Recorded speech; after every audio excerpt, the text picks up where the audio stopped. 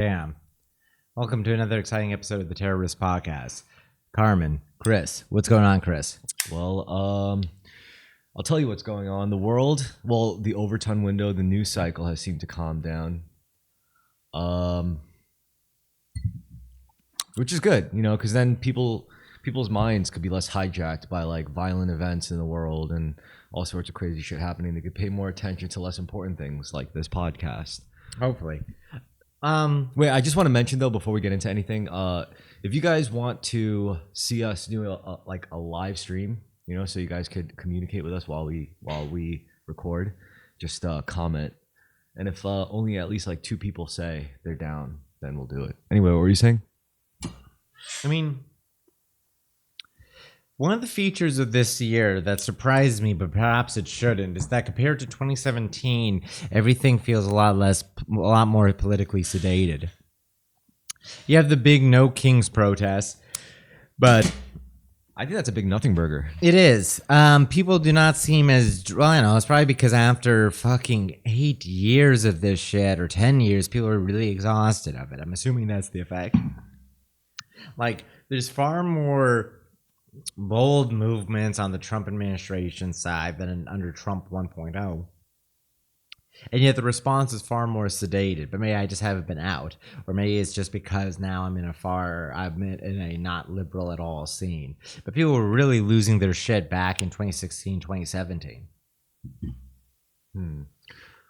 I mean, I'm biased because I was in a very liberal area in Boston.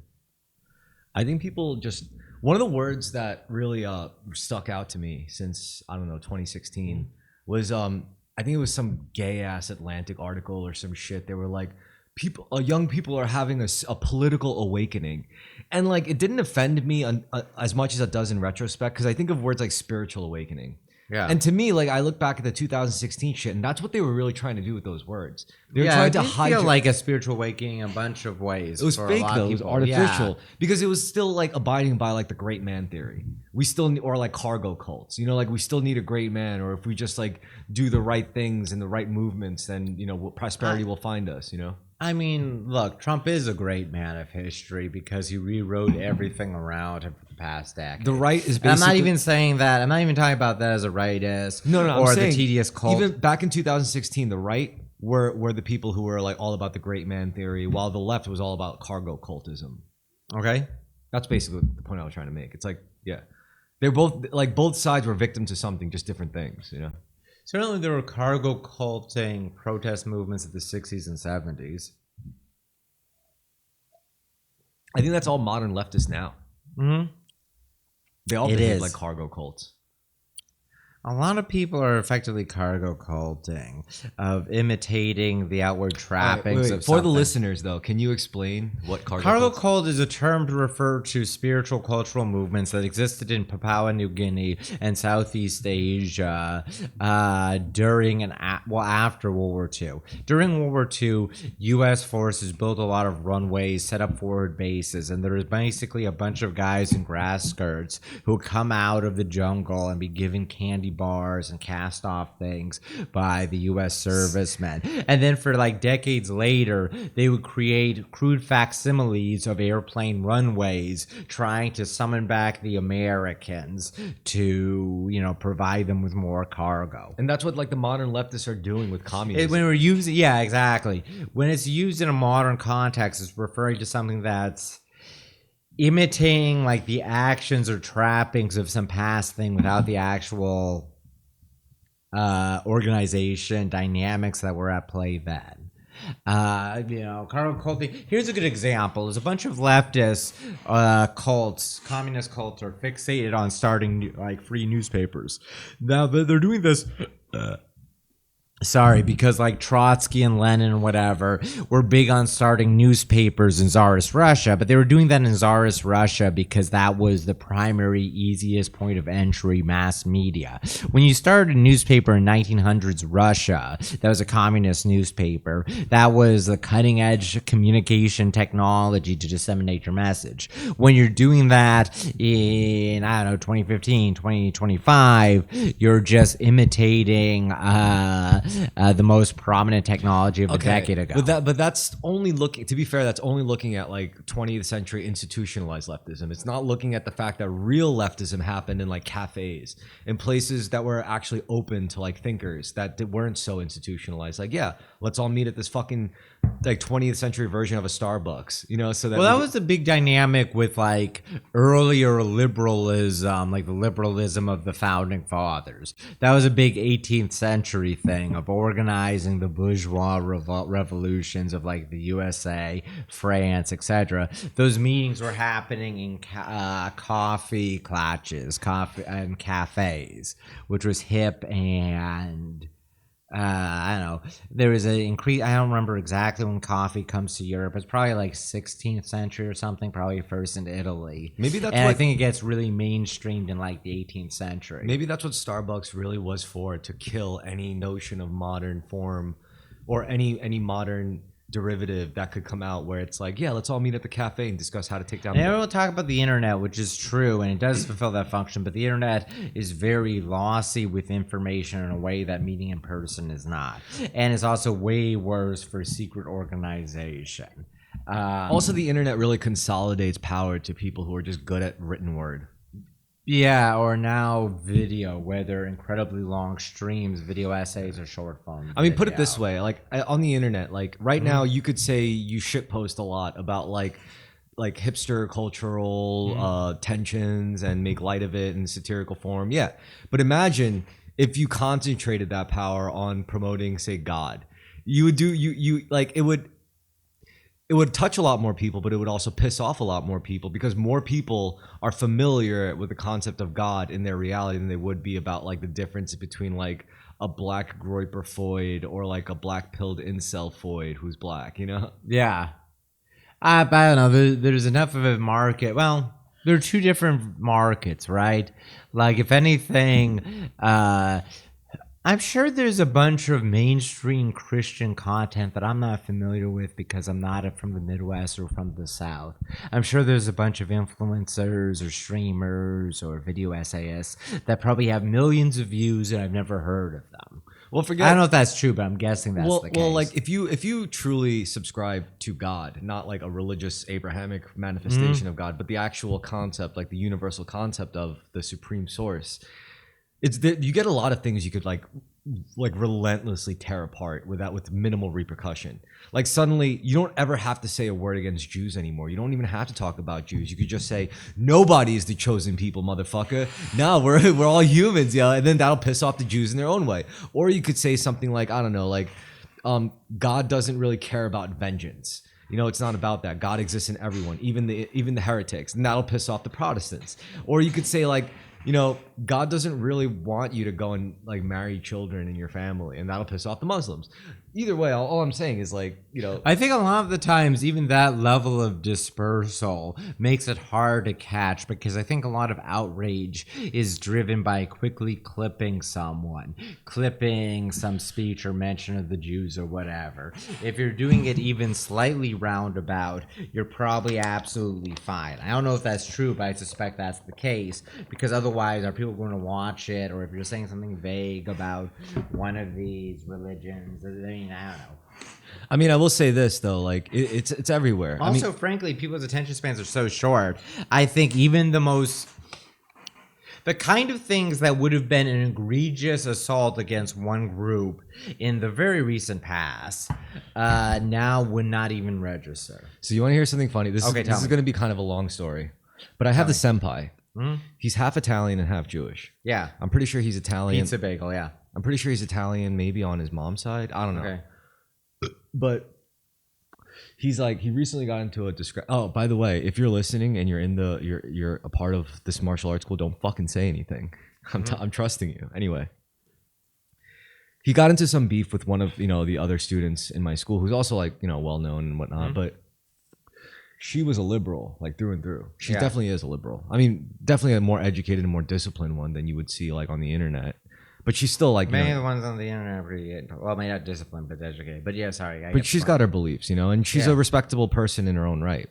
So she posted something about like oh yeah, support Palestine, blah blah blah, fuck Israel, blah blah blah. And my senpai got really upset at that. But this put him in an awkward position because in a martial arts school, it's not about any of this shit. Yeah. Right. So it's like you either make this a problem or you don't. And it just, I guess it bothered him enough to be like, this is a problem. Anyway, that's not the point. The point is, when I was talking to him about it, I was like, I guess like he stopped talking, expecting me to say something on the issue. And I was like, I just, I don't really have like, like a horse in the race. And then he shook my hand. He's like, see, that's what I like about you. You're neutral. And I was like, internally I laughed. And then, cause like, like basically, but also to preface this, I want to say that I know he's been like on my Facebook. Like I see him in the suggested friend. So I know like he's been looking at the shit I would post and the shit I would say. So it added to the bemusement. Anyway, I said like, I don't really have like an opinion on it if it's not really whatever. And he's like, you do have opinions though. They're just not offensive. And then like both those statements back to back, I was like, what the fuck are you talking about, man? But my take was always like, especially when it came to, I don't even talk about Israel. What I'm concerned with is Judaism and how I just don't believe it's in the blood. I don't believe to be a Jew, it's required for you to be a blood Jew, blood-born Jew. Yeah. I think if you follow the practice, live by the Torah and the Talmud, I think by every right you could call yourself, if you're circumcised, man, you could call yourself a fucking Jew. You keep kosher, yeah. You could call. In fact, at that point, what if you become more Jewish than real? Yeah, look at all the black Hebrew Israelites. They're engaging the Jewish behavior of arguing. God, this with people on the street. So what do you think about them? I just want to say, but back to him. He was like, I thought that was really funny because first of all, I do have very offensive opinions, but they weren't offensive to him, which is nice, because I wasn't even thinking about, I got to spare the feelings of people in my sort. No, it's I was my real self. He probably caught a glimpse of it, and he didn't hate what he saw. Yeah. Despite being a half Jewish man, which is nice to me. I like that. I enjoy that. Yeah.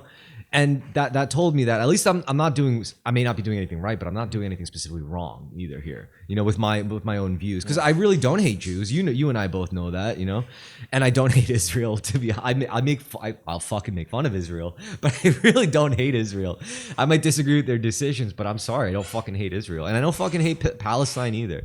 Yeah. Right. What I do think though, I do have a problem with the Zionist idea of saying like by blood we are descendants of the 12 tribes and the king of Israel, which is King Solomon and King David after him and all that shit.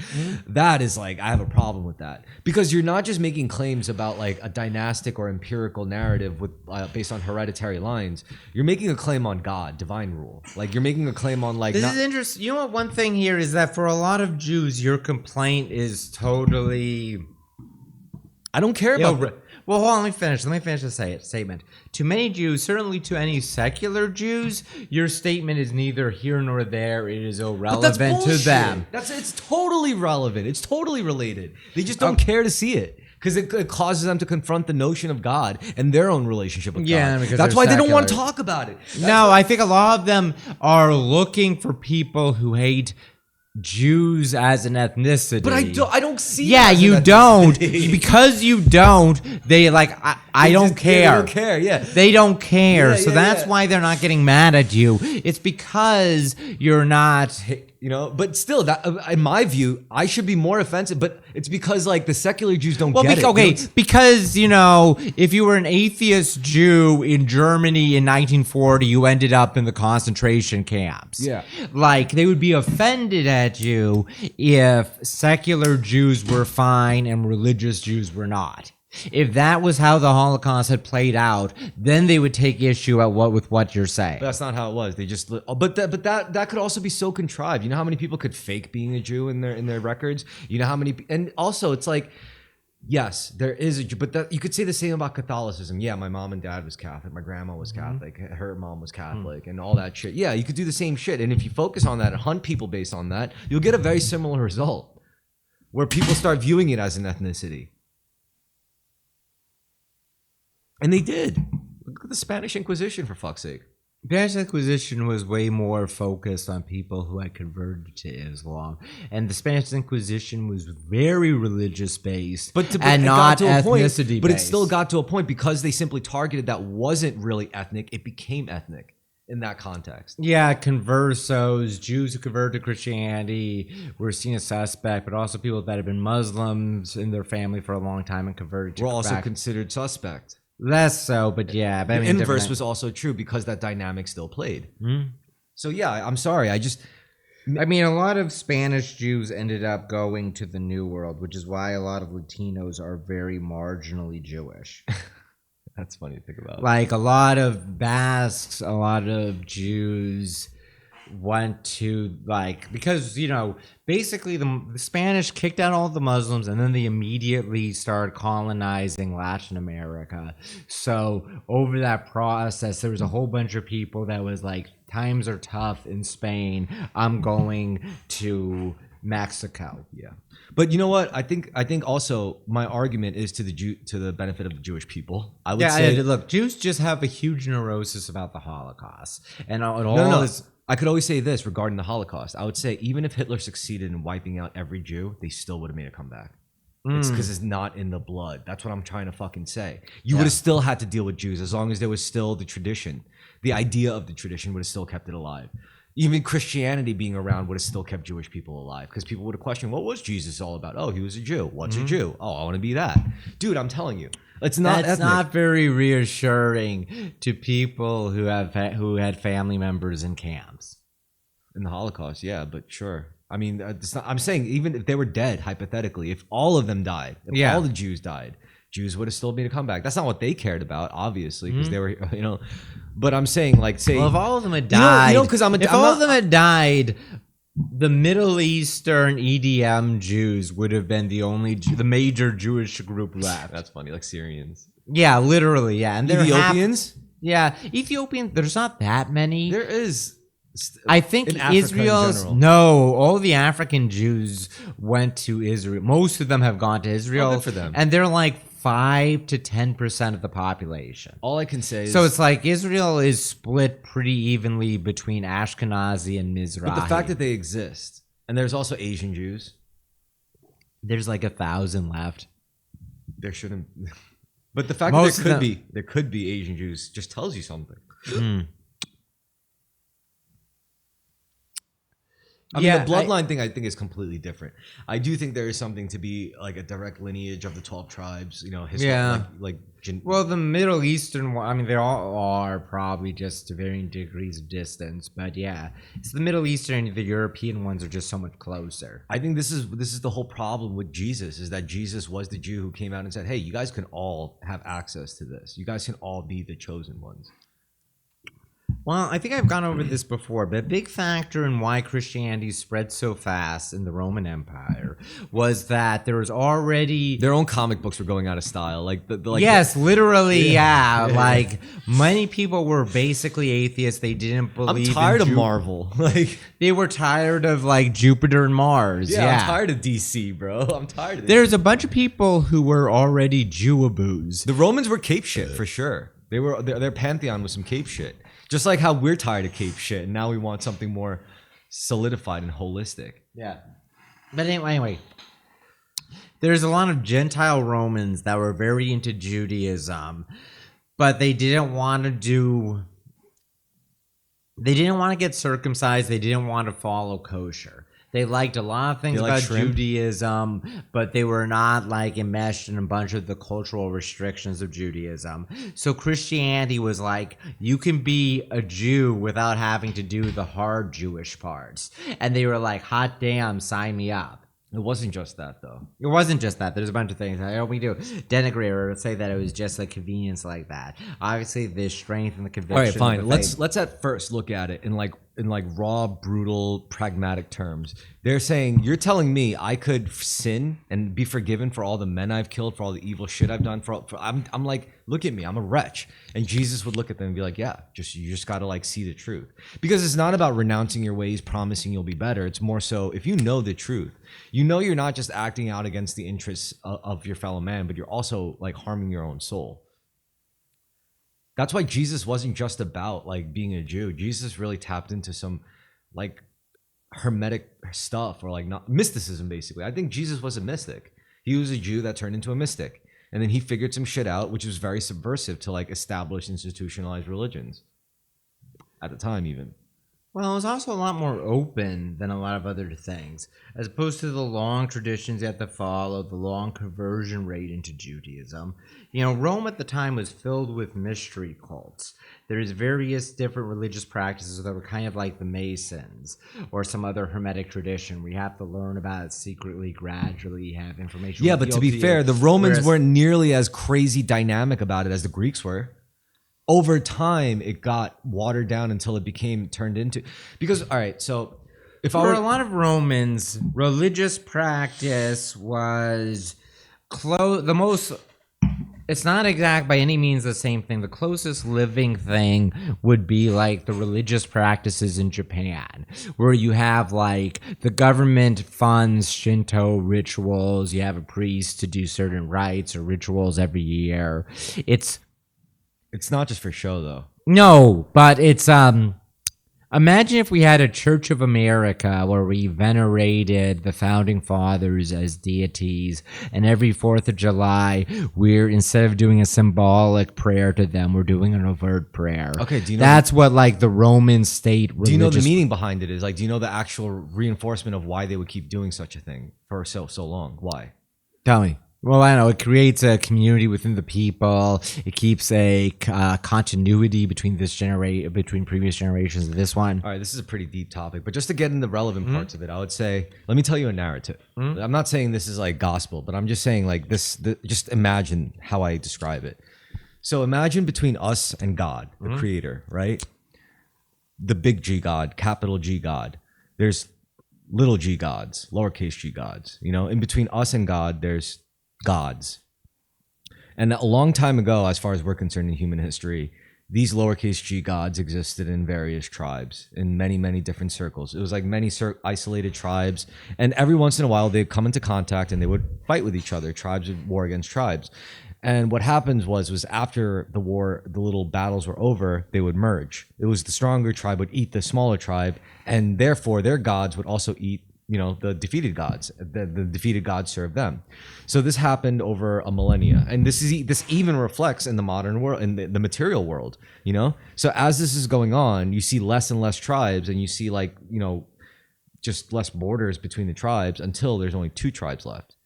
Of lowercase g gods, deities. And some of them, one side is of the light and one side is of the dark. And they are at a stalemate. Neither side is superior to the other. One side is just as valid as the other. Now, how does this relate to us? Considering how, like, in human history, tribes, nations, empires, they all went to war carrying their gods. The Romans were no exception. But, you know, like after a certain point of human development, when humans could think properly, when there's just enough abundance where humans feel secure enough to be able to let their mind wander, they start thinking about what they're doing. And eventually they start thinking, they put their gods into question. They start dissecting their narratives and their divine narratives and their religious beliefs. And, you know, it's very easy to come to the conclusion of the one source. Because, you know, like, if you're used to a polytheism with all these different pantheons, and especially if you were used to traveling a lot and seeing different people's, eventually you start like seeing cross-referencing commonalities between all these things. It doesn't take that much brain power to start doing that. That's just basic pattern recognition. A child could do it. Yeah, I know. Romans and Greeks both described about how other tribes of people had the same gods, but they were retarded in how they worshipped them. And yet, exactly. But then, like, the mystery schools were able to say, you're looking at the gods, you're looking at the symbols when you should be focused on the patterns that generate those symbols. There's patterns behind that could be seen in different expressions of different, you know, like their gods.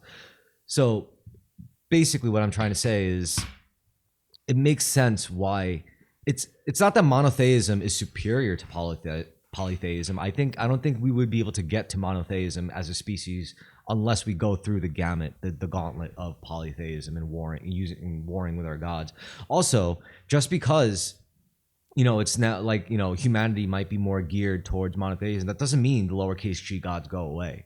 That doesn't mean they stop existing. They still exist. And in fact, it makes them even more desperate to use us humans as vessels, as, you know, like channels to be able to act through us. So when we commit to a path, when we commit to say, helping the poor, feeding the hungry, going to war zones as a medic to help wounded soldiers. Like you're subscribing to certain light patterns. Or let's say like you want to become the best businessman, the best consultant, the best banker, the best like shark, the best dude who ruins lives for millions of dollars. Like you start, you're subscribing to the different kind of deity or entity, like a demon, I guess. But yeah, these things still exist just because they're battling with each other, and there's only two sides and not like such varied tribes like of the Indian gods and the Japanese gods. Just because like that's gone now because they all like battled in the astral plane, and now there's only two Well, that sides. battle happened in the Middle East.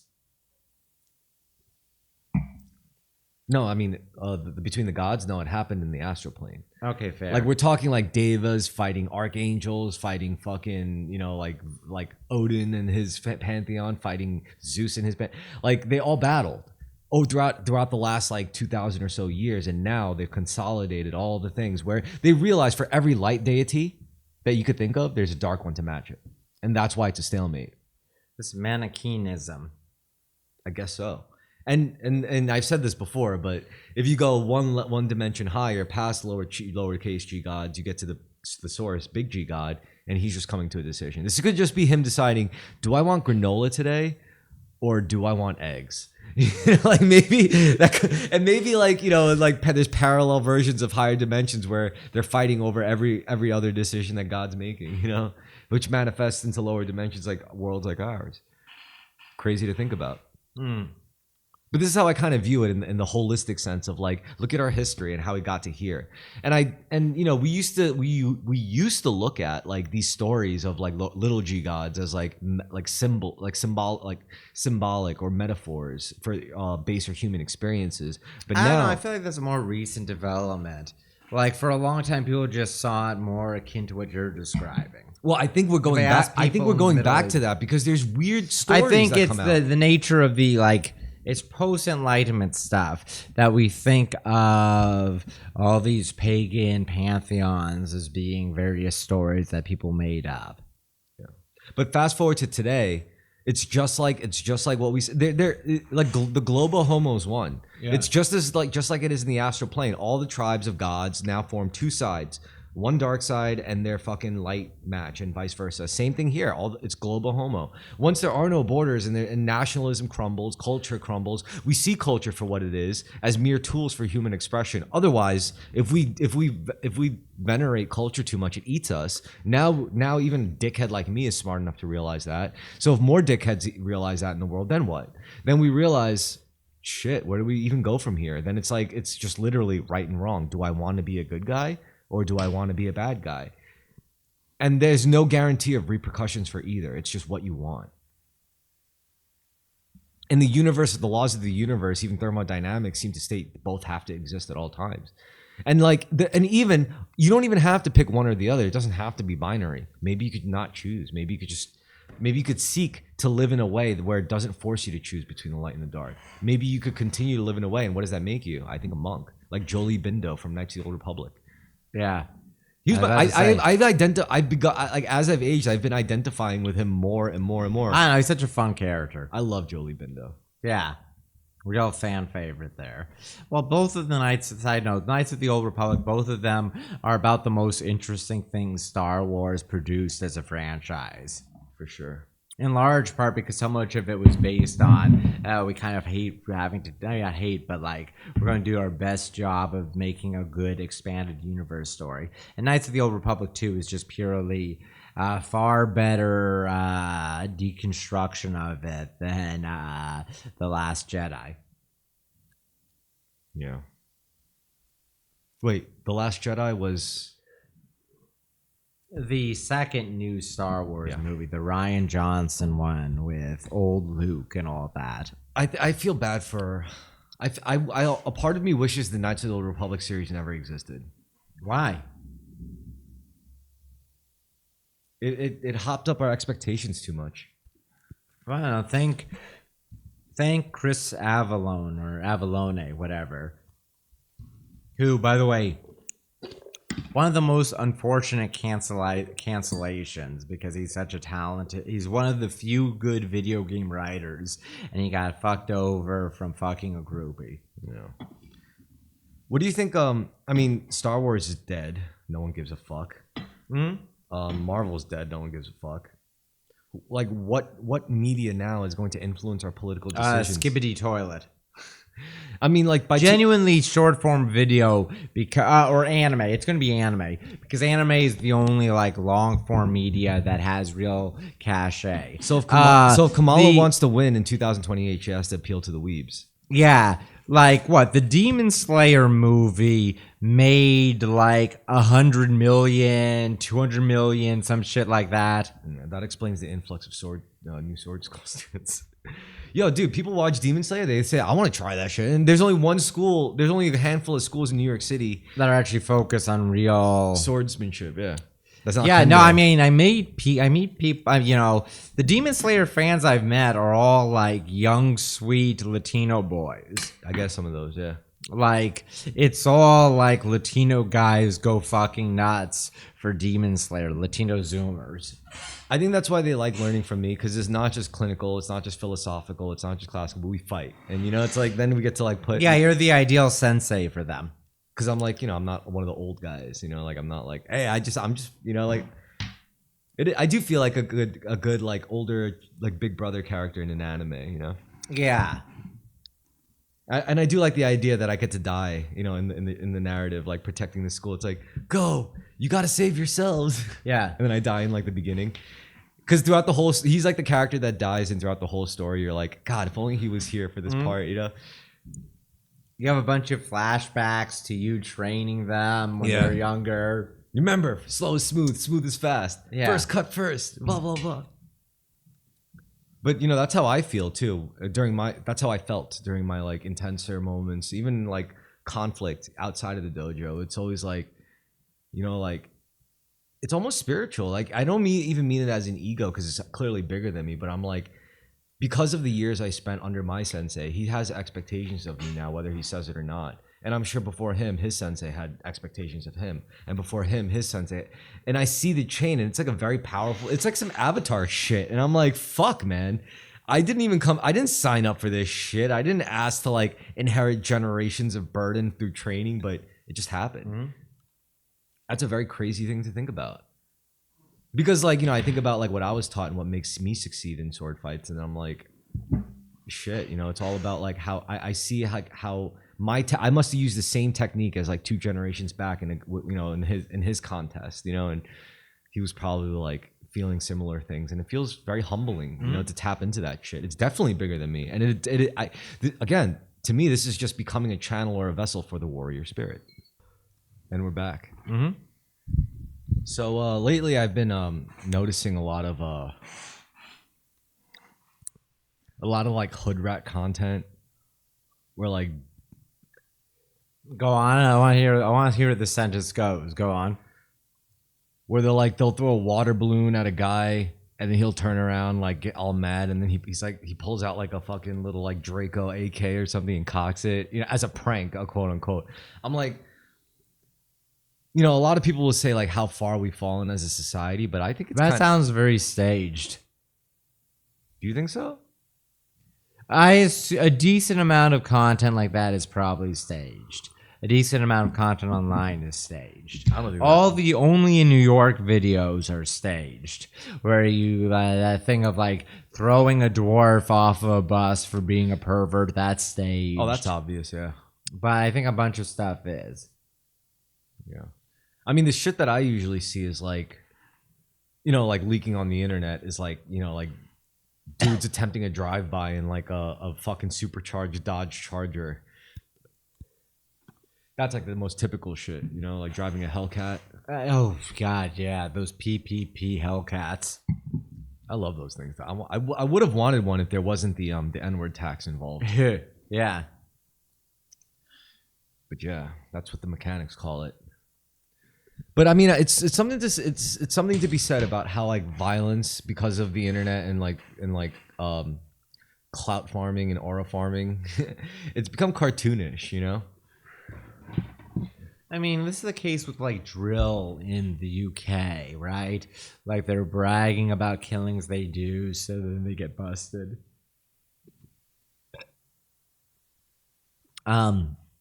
Excuse me. I feel like, well, A, we have an aging population. Even among blacks, we have a decline in violence inclination.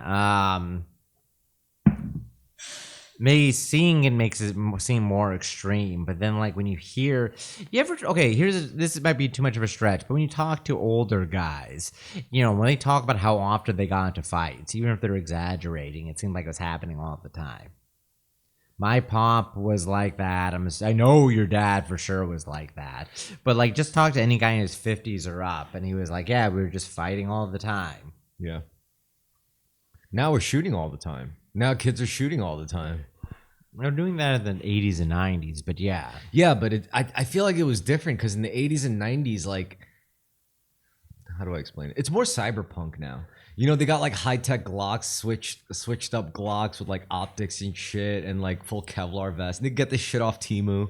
How many of those guys are actually, I mean, I'm sure some of them are. Gun violence in general has declined so much from the 80s just because the population is that much older. There's less young people around. I will say this though, it seems like people have calmed down because no one gives a fuck about rap anymore. Rap has been thoroughly exposed as like the butt fucking fruit cup factory music it really is, Yeah, thoroughly buck broken, yeah. I don't know. Both the Kendrick Drake beef really shows the absolute decline of rap, both because they're both fags and they're both arguing over who respects women more. And then it doesn't take a genius to figure out what happens to like young drill stars. Like they all end up getting shot. Oh, they're UK drill, they get stabbed, but yeah. Hey, before nowadays, it was all about O Block. And O Block wouldn't be a thing without the music. And I mean, so many rappers are, no, SoundCloud guys, No, that was before that shit. Mm-hmm. What is it now? Now music is thoroughly dead, which I'm actually very, as like a music maker, a guy who enjoys playing and making music. I actually like the fact that the rave scene is dead, rap scene is dead, the rock scene is dead. Like, there's no real. I mean, like, if you look at like any modern, the latest big scene that was making a lot of money was what, the festival and the rave scene. But now it's like you look at any raver and you're like, what the fuck are you still doing, man? The only thing that's making a lot of money now, music wise, is country in like the South and the Midwest. Yeah, like Nashville and things Nashville related. There's something like my little brother, who's a very talented guitarist, indie rock musician.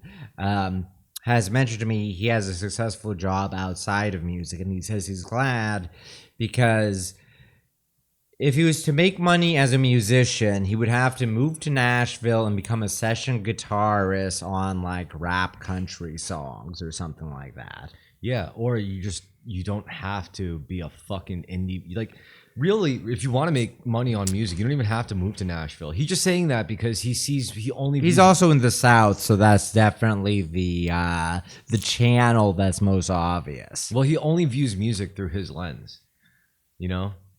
He's only the guy who plays guitar, and he would never DJ a dance set. He wouldn't be caught dead doing that. Exactly, and that's sad as a musician. I'm sorry, like I just don't agree with that mentality. Like, yeah, he might have put a lot of work into what he does, blah blah blah. All right, but we live in 2025. Like the whole like I'm an indie guy, I'm a punk, I'm a hardcore guy, I'm a metal guy. Like, go fuck yourself, dude. Like, seriously, that shit is over. Like, stop. Culture is not your fucking thing. Over. Yeah.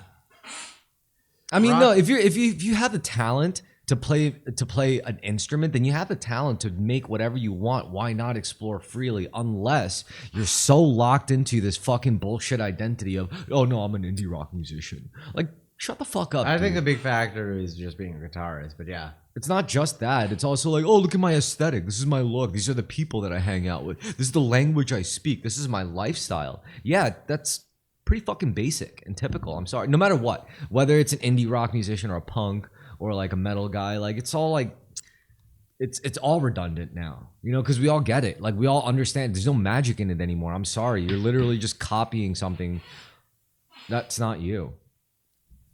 it's like in the long term, all music genres end up becoming jazz. It feels like how jazz exists in cafe, like I mean, it exists in like New York and New Orleans, basically, Well, I mean, and it exists in like their the live acts and people playing at cafes to imitate something from the past. But all right. So regardless of performing at all and just writing music and writing a song, let's say you knew how to play guitar enough to play some chords, right? yeah, And I told you write a song that only you could write. Where if they listen to the song, they won't think, oh, this is like just like blah blah blah. No, it's something that only you could write and sing and perform or play. What would it be? And that's what I think a lot of musicians now, music producers, their guilty sin is they don't have that. And it's because I don't blame them because I didn't have that. It wasn't until I had to look outside of music to discover that I actually have shit to say with music. Like I had to discover my fucking soul. And the same with writing too, I think, like writing in general. You could tell when a person's like just clinically writing or when a person's just writing to emulate the style of another writer. It's very hard, very rare, like Kurt Vonnegut type shit, you know, where you see this, you read it and you're like, only this is Kurt Vonnegut. Like you could read it and this is him. Another writer was Elliot Rodger. You know, you read Elliot Rodger of My Twisted World and you're like, this is uniquely Elliot's voice on it is paper. uniquely his voice. My Twisted World is a fascinating memoir. All right, don't get fixated on that. What I'm saying Okay, is sorry. the writer's voice, the concept of that. What do you make of that? Let's see you analyze that. Because you do a lot of writing, so this might even bring up your own personal feelings of insecurity. Like, do I use my writer's voice? I mean, I think you do use your writer's voice. It's just the topics are kind of like derivative and redundant. Fair. It's always based off of like bullshit. Like, oh, the blacks, the African, sub-Saharan Africans in 1820 and their relation to the now Middle Eastern North African brethren. It's like, come on, dude. This is just say what you mean. This is like they're stupid. Black people are stupid because of this reason, you know. Fair point. A distinct writer's style in prose. I don't read as much as I used to, or enough ever, but I'm not talking about prose either. It's something else.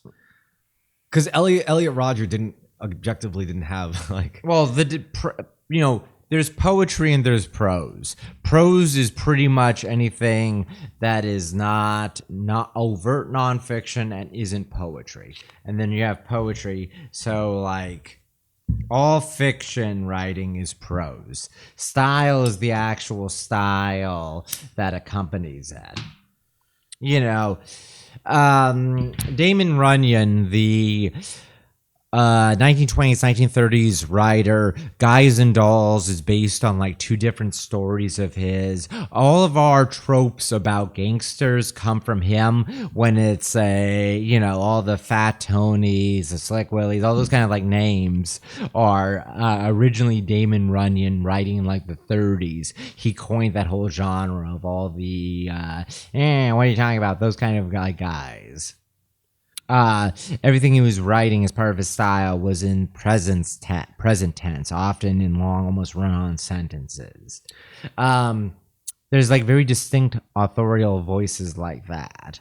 You know what I think? You know what I think the main thing is? It's like when it comes to some unique thing like a writer's voice, like an authentic style of writing, I guess, or something like like writing from a sincere place, an authentic place, authentic music, lyrics. I guess.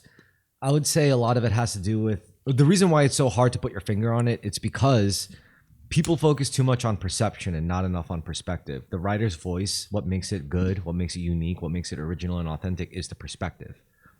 The unique perspective. Writing what you know is a lot more appealing when you're a person who's had a wide variety of experiences. And then you become the vast majority of writers now are boring writing what they pieces- know, and what they know is going Boring. to college, being neurotic, going to writers' workshops. Yeah.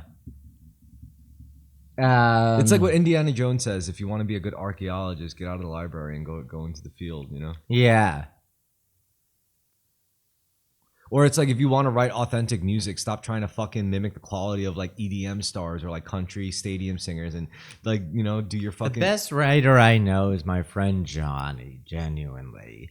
Because unlike, I mean, I'm very No, underwhelmed. no. I say you only say that because you understand No. his perspective so well. Also, because everyone share else I'm his seeing, perspective, that's literally. true. Everyone else I'm seeing is doing a very particular dime square aesthetic, and he's But the if only you- person if- who's doing a distinct one. But if you lived with those other people, maybe you would think vastly differently because you would understand their perspective more. Maybe. Now, okay, so maybe like to get a writer's voice that catches a lot of people, it's not about widening your perception, it's about widening your perspective. And to widen your perspective is to look at other people's perspectives and not just look at your own perception and how their perception is false or correct in comparison to yours and what you perceive. This is why perception is a bad game, especially creatively. It's more about perspective. Are there any active writers you particularly like?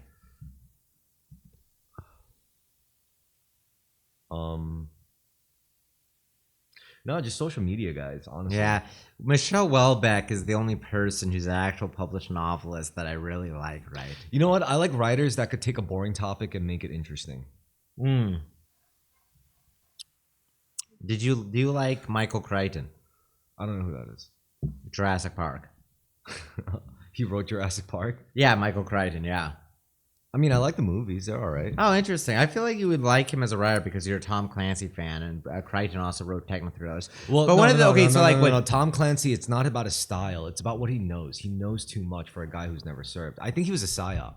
Very possible. That seems very reasonable. And very by extension, Ubisoft is a psyop. Yeah, it very much is. I mean, I think it feels pretty First of all, the whole aughts 2010s military shooters very much feel like psyops to get people to join the military. All of Call of Duty, maybe not Splinter Cell as much. Wait, Call of Duty is not Ubisoft. No, it's Activision, right? Yeah, the real strange. All right, Ubisoft is strange on multiple levels, like how they handle concepts like hacker revolutions and how they handle concepts like Watch Dogs. And Watch Dogs. Did they do Assassin's Creed? Yeah, they did Assassin's They published Creed. it rather. That was the strangest one. Because like they did everything else. They did like, you know, they even did The Division, which was literally a game about what happens if like a pandemic shuts down the whole world right before COVID came. A lot of modern shooters have this nihilistic quality of having like a generalized, isn't war fucked up? Anyway, it's cool. Yeah, but The Division wasn't about war. It was about a global pandemic. Like some what is it? I know it's like there's a global pandemic, and is it like a broken back war? Broken back being a term from like the Cold War, where it's like a nuclear exchange happens. No, and then it's way conventional worse. war. It's way worse. It's also worse because it's billed as Tom Clancy's Division, so it makes it. So what is it? Post-apocalyptic because of pandemic? What? So some Russian scientist. The Division is such a boring generic name, by the way. Are you gonna let me explain it? No, go on. All right. So The Division was about, there was this Russian scientist, and he was really, really, really good at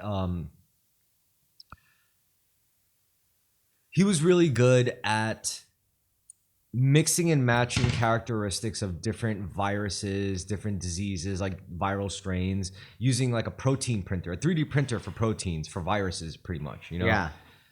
So he's able to create designer, you know, whatever. But that's like well known. But what's not well known, or what is the game changer, is that through modern technology, like this technology is a lot more portable, a lot more compact, which is true nowadays. You can like get like viral printers, like protein printers, you know? Anyway, through some terror attack, they got this guy to create like a version of super deadly smallpox, blah, blah, blah, and it shut down the whole world. Now, in response, because like this vaccine wiped out 99% of the global population very quickly, there's like 1% left. What happened was, embedded all across the United States are sleeper agents called division agents. They're the Division. They only get activated when all infrastructure fails, the executive branch falls, all the branches fall, the constitutional branch, like the body falls, and these division agents are tasked with cooperating with whatever's left of local police departments, whatever, all across the country, and they have to bring America back. Okay. And right now we're on the second division game. So the first one was great because it took place in New York City, and I loved playing online with my Facebook friends. Like, I know where this is, I know where that is. The second one took place in DC, and it was very good. Yeah. The third one, I don't know, but it's a compelling narrative. But the fact that's so damning, it's like it came out right before the first one came out, like right before COVID hit. Like I was like, that's pretty strange, but okay. I will say that a global pandemic, I remember reading, I don't remember where or what, but a blog post in, I don't know, 2012, where it was just like a Silicon Valley nerdy guy saying, here's what I think a major risk is coming up, a global pandemic. And he basically outlined it saying, we're overly due for one because we had Spanish influenza, yeah, we had AIDS or whatever, but that's STD, it's not affecting the general public in the same way that like influenza did. And he was making the claim that in a particularly globalized world, we were, I don't know how true it was, his statistical stuff he ran off said we're overdue for one. And I read that and then I was like, oh, that's interesting. I'm going to make this a bit of mine. So for years later, I was telling people as like a party conversation factoid, like, oh, I think we're really overdue for a global pandemic, given that we have an interconnected global world. Yeah. And people were like, I don't think that's crazy. I never thought of it. But I don't know. That's like a bull. And admittedly, I don't have any actual backing. The sus part of the division is that. Well, basically, what I was getting at was that the concept of global pandemic has been floating around for a while. Basically, zombie movies were all that. There's an okay, interesting, and weird military sci-fi novel called like The Last Centurion from the Bush era, like 2006, 2007. That's basically about COVID, but far more deadly. And it was just some like, cranky veteran guy writing his like novel about a bunch of guys in the Middle East having to fight their way back to America. But go on, sorry. All right, so the division, the narrative was literally like, when everything goes to shit, just trust, because you're the hero. You the protagonist are one of these division agents. It's like the hero, the guy who's going to bring society back, civilization back from the brink of destruction is some heavily classified Black Ops level, sleeper cell agent level division shit. Yeah. They even made like a lot of promotional film for it where it's like, a regular firefighter from New York City, is just like trying to like, after the pandemic hits, is like his Latina neighbor who's like an old lady. He's like trying to fix her smoke alarm thing and trying to fix her window or whatever. And then the watch rings off, the orange, iconic watch. And it's like, oh shit, I got to go to my other job. Yeah. And that's supposed to be you as the player. It could be anyone. That's the idea. Anyone could be a division agent. And in times like these, this is when and it's suspicious to me because, it's a compelling narrative as a gamer and you're just like, wow, I feel so cool. But what are they really saying? The message, it's like, it's kind of shady, I would say that sounds like just a power fantasy kind of thing. It makes sense for a video game. No, because your primary antagonists are rogue division agents. The division agents is like, look around. What are we fighting for? Like, dude, fuck this. I'm doing this for me. We got to team up and go against like, these fucking retarded division agents. We have the skills. We'll hijack the tech, and thus you have like factions of rogue agents and shit. Okay, so it's true Tom Clancy fashion. Tom Clancy was good at shit like this, where he was able to realistically depict where like even operatives in like what seemingly a binary dualistic battle actually splinters off into like multiple interests, which is actually absolutely true, especially in like global internet intelligence affairs,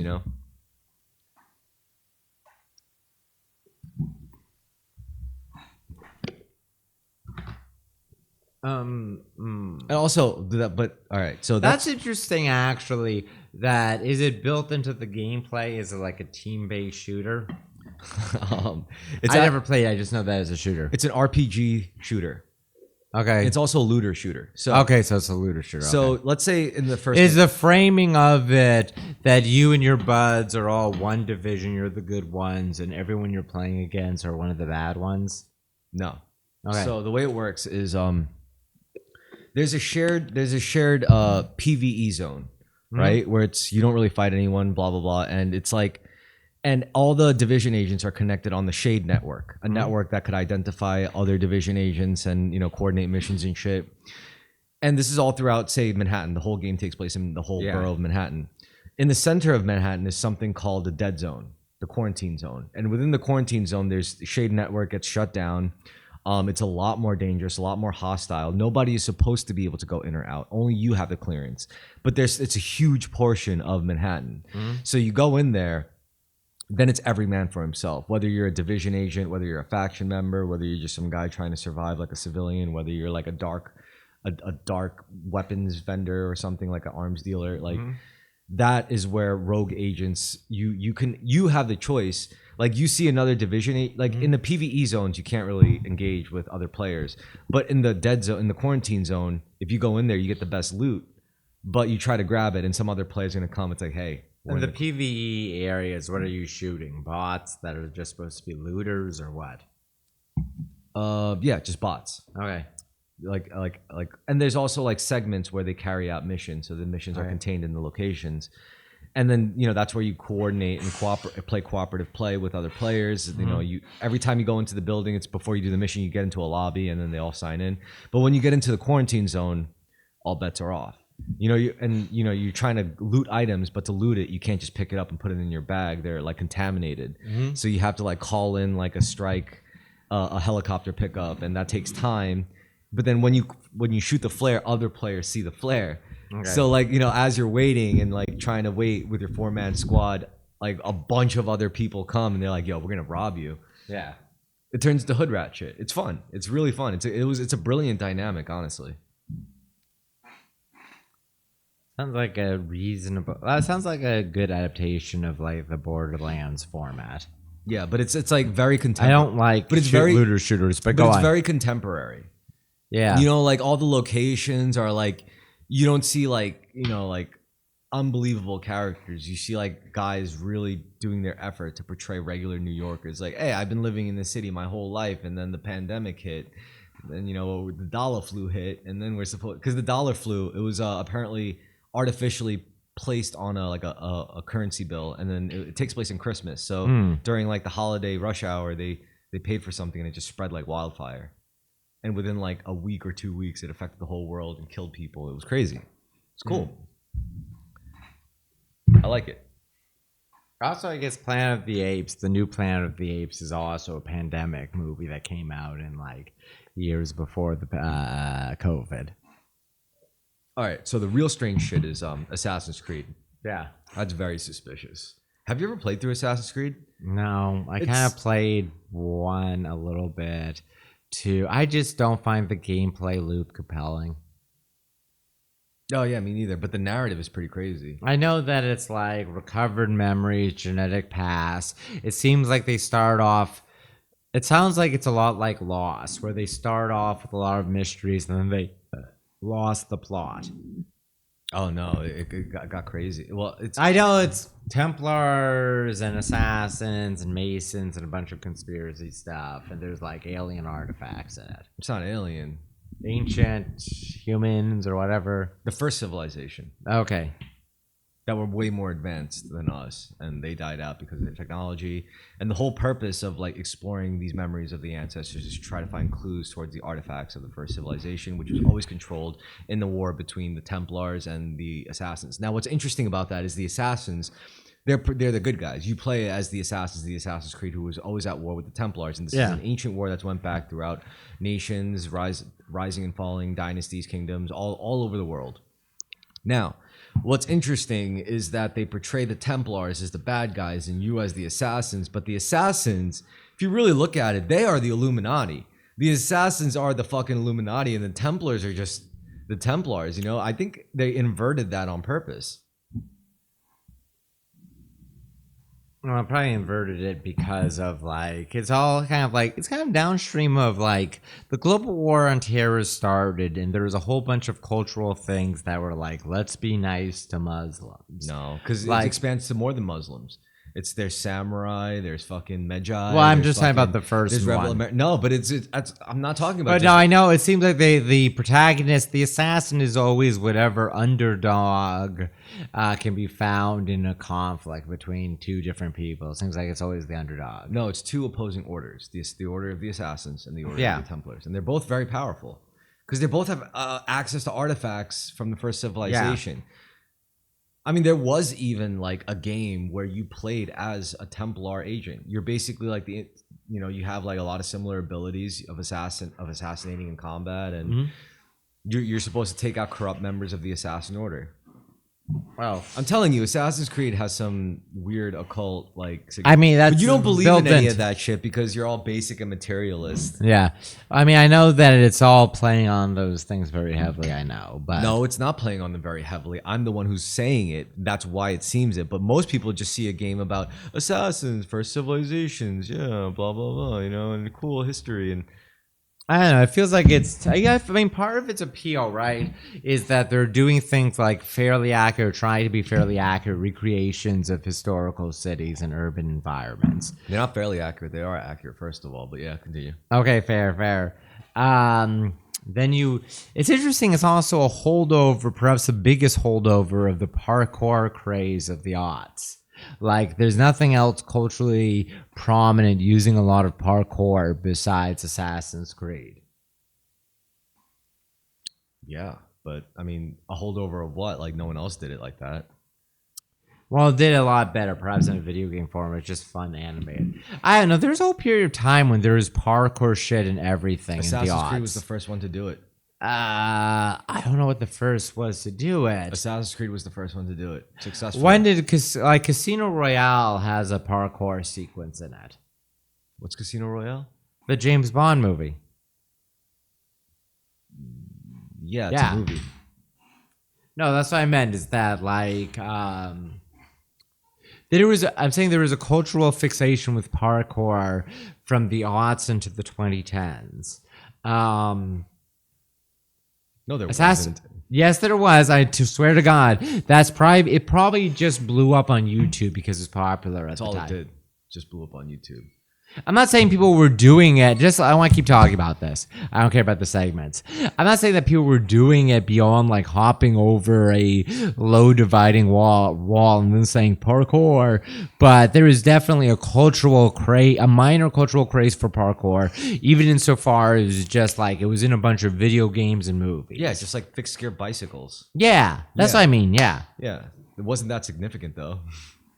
Assassin's Creed, you could say like they weren't about parkour. I mean, that's what you remember the most because it was such a novel aspect because it hasn't been done so cleanly in gaming before. That's it. Like what? Dying Light and Assassin's Creed. And, the first Assassin's Creed came out way before Dying Light. No, I know it did. And Mirror's Edge right around the same time. Like the first Assassin's Creed is what, 2008, 2007? I think so.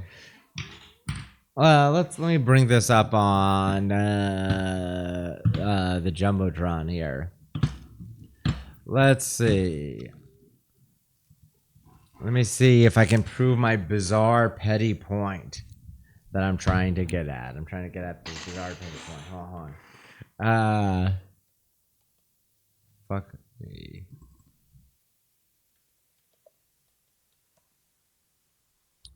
Casino Royale comes out in what is that? 2006. Mm-hmm. Assassin's Creed 1.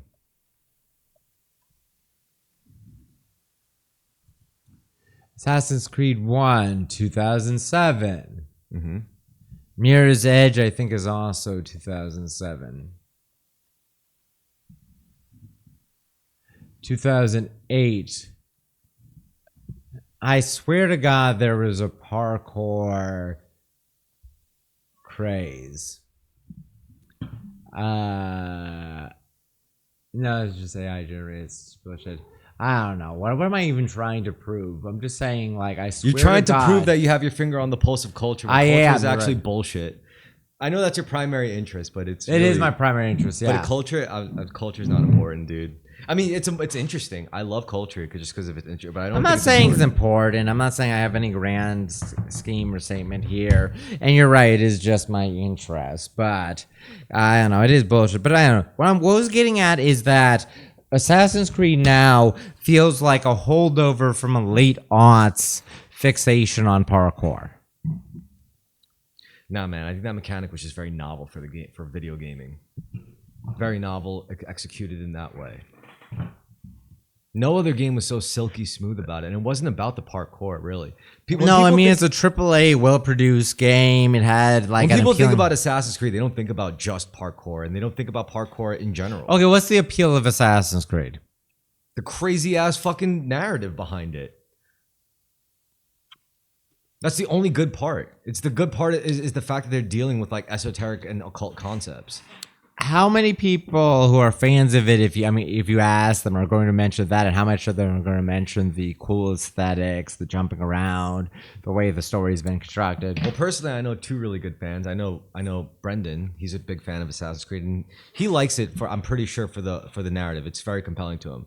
My other friend, Chris, he's into it because he likes the isolated. Because it featured many protagonists, and he's in love with Ezio Auditore. You know, Ezio de Flore Auditore. Yeah, two, right? And then like probably some Because he had a really outside of Assassin's Creed. Like if you just read an epic novel about this man Ezio Auditore, like you would think this is a good story. You know, like this is like just good Italian literature or whatever. You know. But yeah, and both of them are just like, either way, it's a narrative thing, because I mean, like, as far as if you want raw action, you could just play like Call of Duty. The parkour just added like a sprinkle of novelty. Because like, well, I mean, there's a difference between an FPS and a third person like action adventure game that has, I don't know, it's probably around the same year as Arkham Asylum. Like Assassin's Creed has the same game combat as Arkham, a slower version of the same gameplay as Arkham Asylum, where mostly you're waiting to hit the block or dodge button and then you counterattack. What game are you comparing Assassin's Creed to? Batman Arkham Asylum. Yeah. It's got to. I mean, Arkham Asylum. I prefer the Batman Rocksteady games, their gameplay loop and their combat to Assassin's Creed. Assassin's Creed always felt too slow to me. I mean, a better comparison with Assassin's Creed to me would be like Hitman. Yes, that's true. It's also Hitman. It's also like a mainstream version. So you could say Assassin's Creed is a lot more comprehensive and expansive mechanic-wise than you would. Hitman is more focused on. Hitman's more wacky and zany with it. Hitman is more focused on the clean kills. That's not true. Assassin's Creed could also get pretty wacky and zany. I guess they're both providing the same thing. I don't know because no, they're not both providing the same but thing. But they're not because first of all, Hitman has all the fun putting on disguises, the slow infiltration stuff. Assassin's Creed has that too. Okay, look, the fun disguises. No, they're both games about assassinating targets, and going through various obstacles to get to your target and assassinating them. However, only one of them has this insane fucking narrative about a pre-human civilization that had. Assassin's Creed kind of does seem like, though I don't like it, I can see the now appeal. That I'm explaining to you, you see how crazy, and it's not just crazy; it's sus. Especially the specific kind of crazy it is. It's not like Knights of the Old Republic. Like, when I played that, this is crazy and original. I play Assassin's Creed. Well, look, Assassin's Creed. So, what is Assassin's Creed synthesizing? It's synthesizing occult knowledge, occult knowledge, assassination mechanics, game mechanics, parkour. Historical veracity of a certain place, period piece stuff, which mainly nothing else is really doing like it. Also, there is something they deal with unique. religion, like in Assassin's Creed Odyssey with the Greek ones, the Greek one where they explain how like the gods of the Greek pantheon were actually like representations of the Isu, the first civilization, which ties in beautifully, and then also the Egyptians, like the Egyptian Assassin's Creed, where you play as the Magi, also they're open world games. They do all the collection things of open world games, which I never really found very appealing. To me, it's like if I wanted to hide or obscure occult knowledge as like the deep state, I would make it arranged where this stuff shows up in movies and video games where people found proof and they tried to call it out. I say, you just got that from Assassin's Creed. You just got that from that fucking movie. It's like how David Icke's stuff with reptilian humanoids is just this is Star Trek. No, it's V. Oh, what? Yeah. There was an famous '80s television series about reptilian humanoids that David Icke is very similar to. But this is, I think, like, the kind of shit that like Stanley Kubrick was originally tasked with, and shit like that. Like, once they realized they could do it with Kubrick, it turned into modern Hollywood. Did you even see and did you see Argo? Do you know about Argo? No, I know it's about the rescue of those Iranian hostages, and the front story was an adaptation of Lords of Light by Roger Zelazny, which is a famous sci-fi fantasy novel that I have not read. Yeah, but and like, people usually take it as like, oh wow, this is a daring operation from the CIA, but you're supposed to take it as like, motherfucker, the CIA makes these movies sometimes, it's like probably a lot more often. Well, the nowadays. military industrial complex overlap with Hollywood is well known. All those Marvel movies, whenever they show U.S. military, those are all things basically on loan from the U.S. military. But yeah. So there you go. I mean, that's proof enough. And video games are no different. If anything, video games. No, they are, but perhaps more so, more directly, more vulgarly, more overtly. So knowing that, I look at something like Assassin's Creed from Ubisoft, who is definitely an example of that dynamic, and I'm like, maybe it's a French military operation. All I know is they're I think you wouldn't. I think if you played Assassin's Creed, you would either enjoy it like vaguely, or you would enjoy hating it. I hate us. I find it so boring. But what if you look at it through the lens of like... I find it boring. I'm sorry, man. When I play a video game, I'm trying to have fun. No, what if you play it for the sole purpose of trying to uncover, a mystery outside of just video games? I don't think I have the patience for it. Why? I don't want to have to collect all these tokens. Well, you don't even really play video games these days. No, that's true. You're right. This is my anti-video game snobbery here. Well, I don't really play video games that much either, but I am into culture, so I do. Also, I have played a lot of video games, and I still do too. I played the occasional video game, but like usually when I play a video game, I see it through to the end.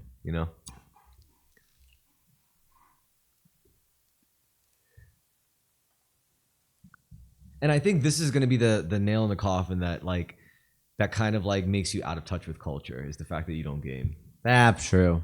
Well, also, even when I did game, I was not necessarily ever into things that were very prominent or big. I'm not a Nintendo person. I barely ever played a Mario game. You're looking at it the wrong way. You're still looking at like companies and the cultural aspect. Really, what you got to think of it as, like, even criminals are gamers. I know, very heavily. I'm not surprised. Are gamers. I don't like FPSs. Mechanics are gamers. I don't like FPSs. Scholars are gamers. Doctors are gamers. Yeah, I like strategy games and RPGs, and that's what I've always liked my entire life. I'm just saying the concept, like, if you have to be familiar enough with video games in general to understand that life is the video game. Yeah. And if you could treat life as the video game, then life no longer happens to you. It gives you agency over it, because a video game is a big factor is agency. Because life is a game. It's a reality is a simulation, et cetera, et cetera. What are your favorite video games of all time? My favorite video games of all time. Well, KOTOR is definitely up there. We talked about that. Metal Gear Solid. Hideo Kojima era Metal Gear Solid. Yeah. I really enjoyed well, my particular favorite Metal Gear Solid game is Metal Gear Solid 3. Yeah, same. It's my favorite too. Let's see what other Super Smash Brothers. I had a lot of good time. That was more of a social game for me. Like, I had really good deep times with friends, Yeah, that's how Dota was for me. Destiny, because Destiny was truly groundbreaking in a lot of ways. It was kind of a crazy game. It was too cool. I had also good times with friends on that game.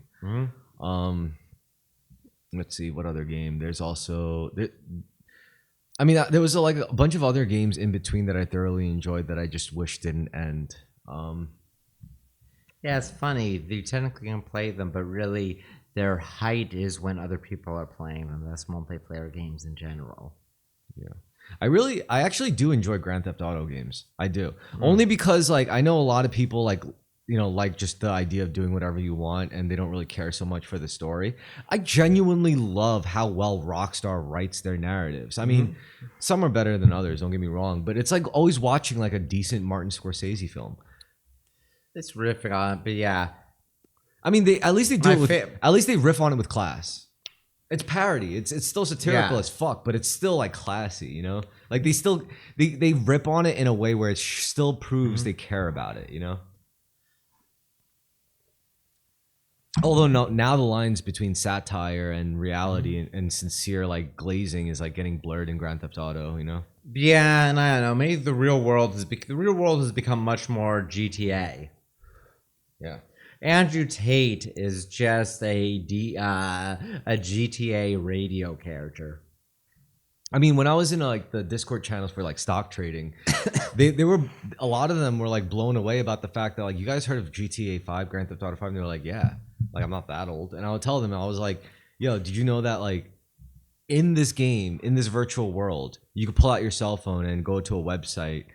It's like a virtual stock market that shows all the entities that produces like every asset you Yeah. see in the game. So if you blow up too much of the specific like brand of car, their stock price plummets. Yeah. And it's like you could do that in the game, which is kind of crazy, you know, because like that's like training children to be like criminals, like Bond villains, which is actually true in a Bond movie, in Casino Royale. That's the plot of Goldfinger. The plot of Goldfinger is that he's going to irradiate Fort Knox, so much of the gold stock of the world, the Well, I gotta be honest. non-Fort Knox gold stock will increase in value. Well, I gotta be honest. That's the stupidest fucking idea I've ever heard. Yeah, it is a really stupid plot, but I don't know. It's the 1960s. You know what? I have to say that because that's even stupider than Casino Royale, which is stupid. Because in Casino Royale, the villain was like, "I'm gonna short this airline company and blow up their prototype plane." Like that was his. Yeah, that was it's like, are you always, I serious? mean, the Bond villains always have retarded plots like that. But they're still cool. It's just stupid. I'm like, you serious? GoldenEye has a pretty good plot, from what I recall. It's like GoldenEye. It's that Sean Bean's character is a rogue MI6 agent, and he's siding with this like breakaway Russian commandos to take over an EMP weapon, a satellite weapon that the Soviets built. That's pretty cool. Like, but it's, you know, it's interesting. Much like Skyfall and GoldenEye have very much the same plot, where it's a rogue MI6 agent who is engaged in an egotistical war against MI6 / the UK. No, I feel you. Has your romantic partner seen all the Bond movies? No. I mean, not all the Bond movies. I mean, the Daniel Craig Bond movies. I don't even know if she's seen any of them. I'll ask her directly. You should start with the Bond movies together. The newer That's ones. a good point. Yeah. I mean, don't get me wrong. Daniel Craig was like kind of he changed the role a lot. He's a good. He's very. Look, the Daniel Craig ones are half of them are good, Yeah. half of them are awful. That's a long running Bond tradition.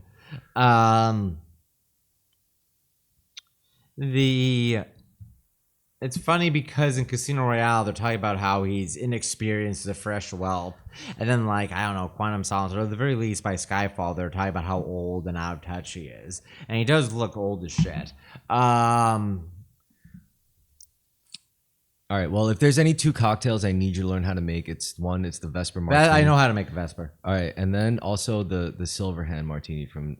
Oh yeah, from Johnny Silverhand from Cyberpunk. Yeah, I know how to 2077. make that too. It's a tequila old fashioned with a splash of beer and a chili garnish. Yeah, I know how to make both of them.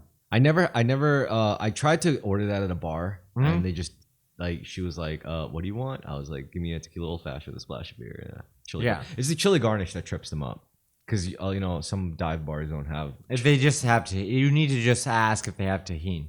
Tahini is what you're referencing. Tahini, yeah. Tahini, just like a tahini rim, is what they're saying. That looks really tasty. What? The Silverhand, like a proper Silverhand.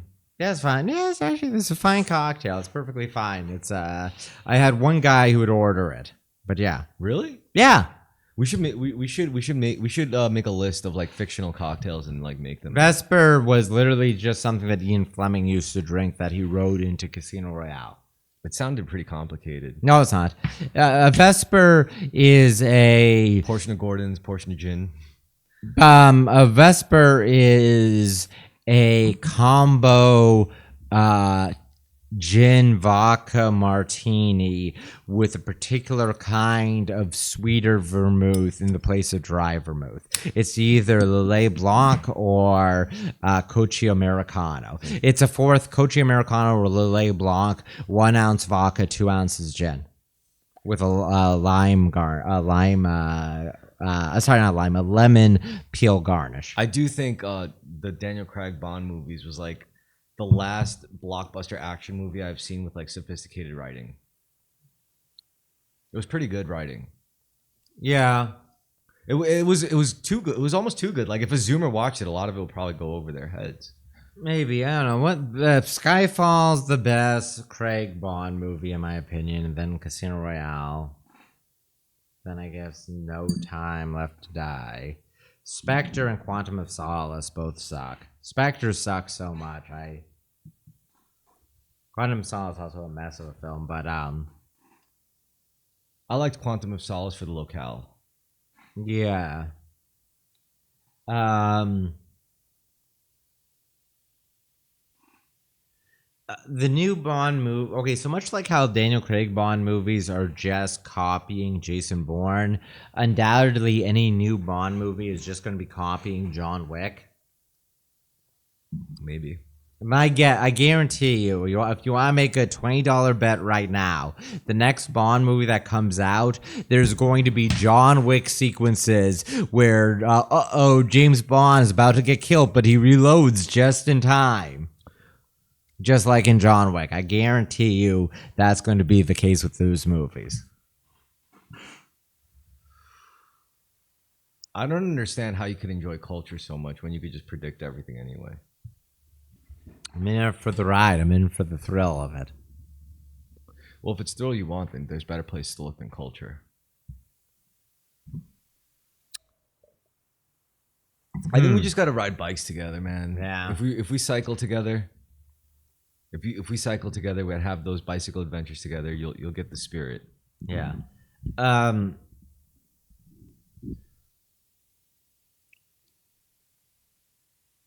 would say Bond movies.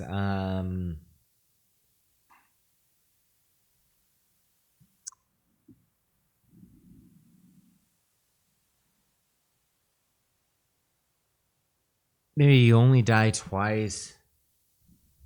You Only Live Twice.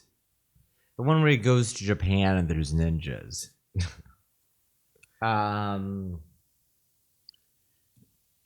Maybe Live and Let Die. Live and Let Die.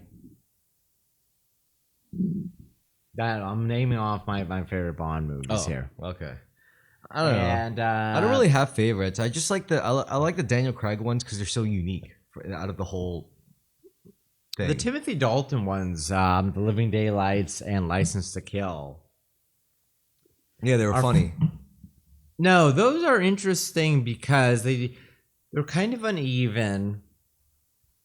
They're predecessors to the Daniel Craig ones. Like they tried doing a Daniel Craig thing too early. Too dark, too soon. Too dark, yeah. The Timothy, Pierce Brosnan is way lighter hearted than Timothy Dalton is as James Bond. Timothy Dalton is like darker than Daniel Craig, I would say. He plays him as more of a straight up sadist. Yeah. But I did like I think Daniel Craig was too fresh. You know? He wasn't really goofy at all. No, I mean there was a deliberate choice to avoid goofiness with Daniel Craig. Yeah. What was particularly tasteful was that in No Time to Die, the new 007 was like a British Jamaican descent black woman. Yeah. I'm not just any 00. I'm 007, motherfucker. Yeah. Wagwan, motherfucker. You know what's interesting about that movie? What? I guarantee, I probably said this on the show before. I think it's overt.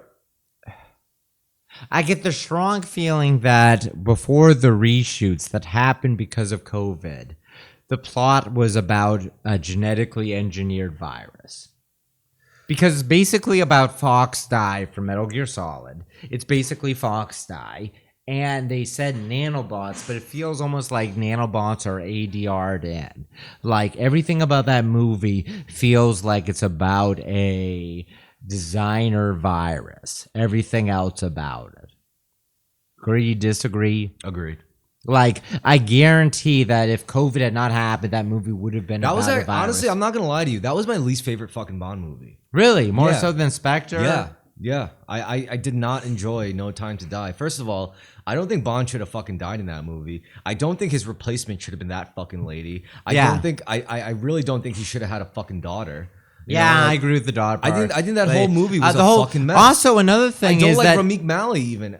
yeah, he's playing like Rami Elon Malek. Musk, but not really. I don't fucking like Is that he? guy. Is he supposed to be an Elon Musk? He was Santa? the worst Bond villain I've ever fucking seen. How about Yeah, that? he's pretty rough. Yeah. I did not like him. I thought No Time to Die was the shittiest. The other thing is incredible. that the movie overtly is playing off of fan theories about 007 being a code name and not an individual. Yeah.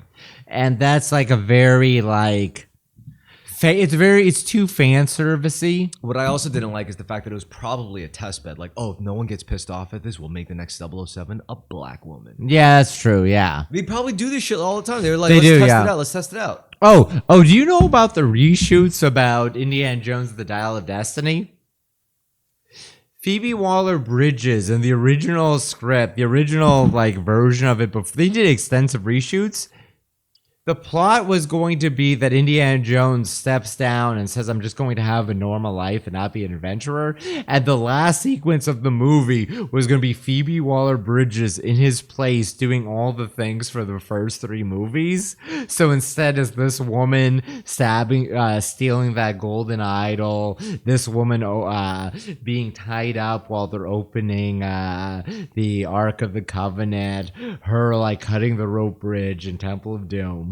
And apparently, after it was leaked or after concerns about popular backlash, they rewrote it to whatever mess it was. What I think is probably true that they just rewrote this movie. The original ending of it was this woman traveling through time, stealing Indiana Jones's place, and then they said like, no, we can't do that. I just realized, like, if we made a movie together, you would have to do screenplay. Yeah, I'd probably be better with, I don't know. I'd have to direct it. You know, like I'd have to get the material, the directions, and I'd be like, all right, this is the best way to execute this. You know, it's like, cause I don't know. It's just sometimes I see good screenplays and I see like poor choices of like how to do it, and I'm like, oh yeah. But also, it's like, I feel like the standard, the modern blockbuster standard is probably bullshit too. Yeah, it's failed. It's like, in a post-MCU world, the blockbuster is dead. Yeah. The only thing that makes money nowadays are meme movies and horror movies. And streaming and podcasting. Horror movies make money because every single Latino goes to see every single horror film that's not an A24 horror movie. If it's a horror movie that's about a ghost haunting, Latinos take their entire family to see it. If it's a horror movie about how something's a metaphor for childhood trauma, whites in their 30s go to see it. Well, for me, I can't take... First of all, like, horror movies beg to be taken seriously, and I just can't take any movie seriously. So any movie that wants me to take it seriously, I'm just automatically like not gonna like it. Horror movies, I don't like it because first of all movies are the same. Like if you understand the monomyth, the hero's journey, like it's literally a version of the same concept every single movie. So I don't even care about like getting some novel, deep understanding from a fucking movie because all movies are fucking same. You have a hero, they change, they go through some shit, they make a change, and by the end of it, they accept their destiny. And sometimes their destiny isn't so good, sometimes their destiny is great, but it's always the same pattern, and that's fine. I don't have any problems with that. It's I like the decisions they make in the execution, but horror movies, they want me to forget the monomyth. They want me to forget the hero's journey. Other movies don't really ask that. Like, you could enjoy Star Wars for example, like the originals, with the full understanding of the monomyth and still enjoy it. You're like, I like Well, especially that because it was especially, Star Wars was a movie directly written with Joseph Campbell's The Power of Myth built basically, in. I think horror movies are too desperate to try to invert the hero's journey to make you forget it. But even the horror movies follow the same shit. All it's just further obfuscation that they're banking on, and I don't like that. I don't like the fact that all you try to do is just overwhelm the senses to confuse them of the quality of the narrative when you can't. Because every horror movie down to its narrative is pretty fucking stupid on rare exception. Mm-hmm. And the ones that aren't shitty are usually involved in something deeply spiritual, and deeply primordial, like Hereditary or The Exorcist or something. But all the other horror movies are all spectacle, overwhelming senses. They kind of try to trick you with that. Like Conjuring movies, whatever, spectacles, shit. Yeah. I mean, as I said before, Conjuring movies, I suspect that those have like a 50% Latino audience. Yeah. Because it's like a ghost story and there's a bunch of Catholic stuff. So it's like precision engineered to appeal to Latino. The Fast and Furious and The Conjuring are the biggest cultural fact of Latino immigration in America. I don't know. There's other good movies for that too. Like what? Like Dirty Dancing, Havana Nights. No, that was a flop. In the Heights was a flop. Latinos want to watch ghost movies and Fast and Furious. Latinos, what do they like? I think Latinos like Rocky. Yeah, they like a lot of white cultural products. They like stuff that anything that was appealing to Italians is probably going to be appealing to Latinos. Yeah. Because they're basically the same people in a lot of ways. Yeah. I think Latinos like sci-fi. You know what? I think Latinos just like movies. They do. They're the most consistent film-going audience in America. Because they could be at their stupid desert land job and they have a little TV and say, I got some VHS tapes. I'll watch these movies. Yeah. They go to see every single movie. Like the most, any blockbuster that comes out, like 50% of the audience usually is Latino. Well, the exception is if it's like a overtly black movie, then it'll be like whites and blacks. Well, you know why? It's because out of the most heavily translated movies, or out of all the languages that you could translate a movie into, Spanish, Espanol, it's probably the most prominent one. No, I think that it's just that they assimilate to the broadest form of American pop culture. I'm just speaking for accessibility here. I think it's because they assimilate to the most broad. Because like any Latino born in America, they only watch things in English from childhood. You drank too fast, buddy.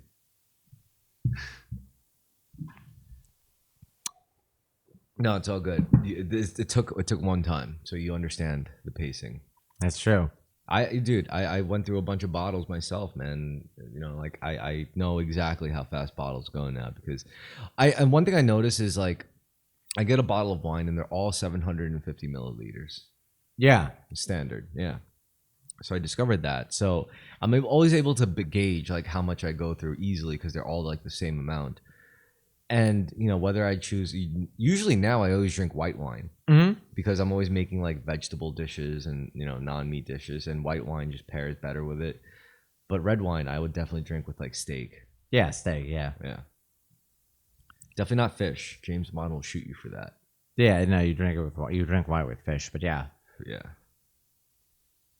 What about you? Like, are you a wine guy? No, I don't like wine. You don't like wine? Not overly, no.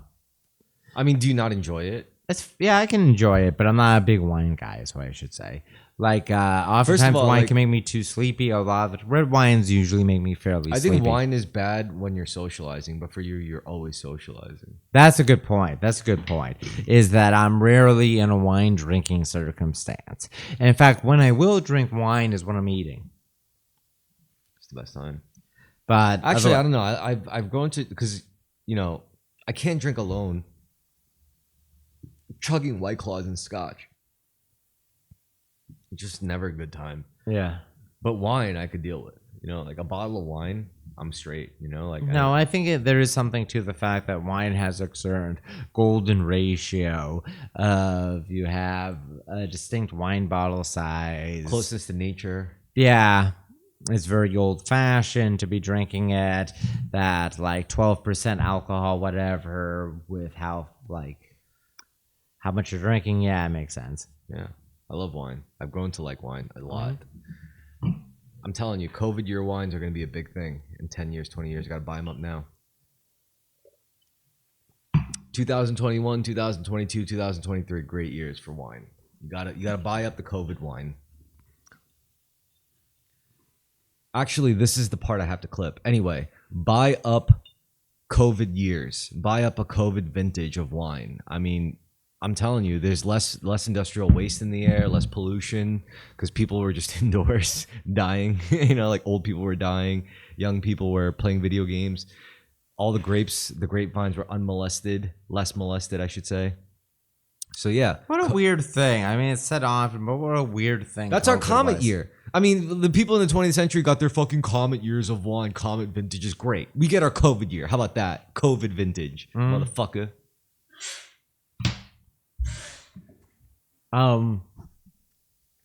COVID. What do you think about that concept, the COVID wine? I like the idea of a COVID year. COVID is, it's been commented upon much like Spanish influenza. There isn't much to say. I haven't seen Eddington, which I know is directly about it, but it was a very bizarre year. You know what? Every time I'm gonna make this pledge. Every time I see a COVID vintage bottle, You're gonna buy it?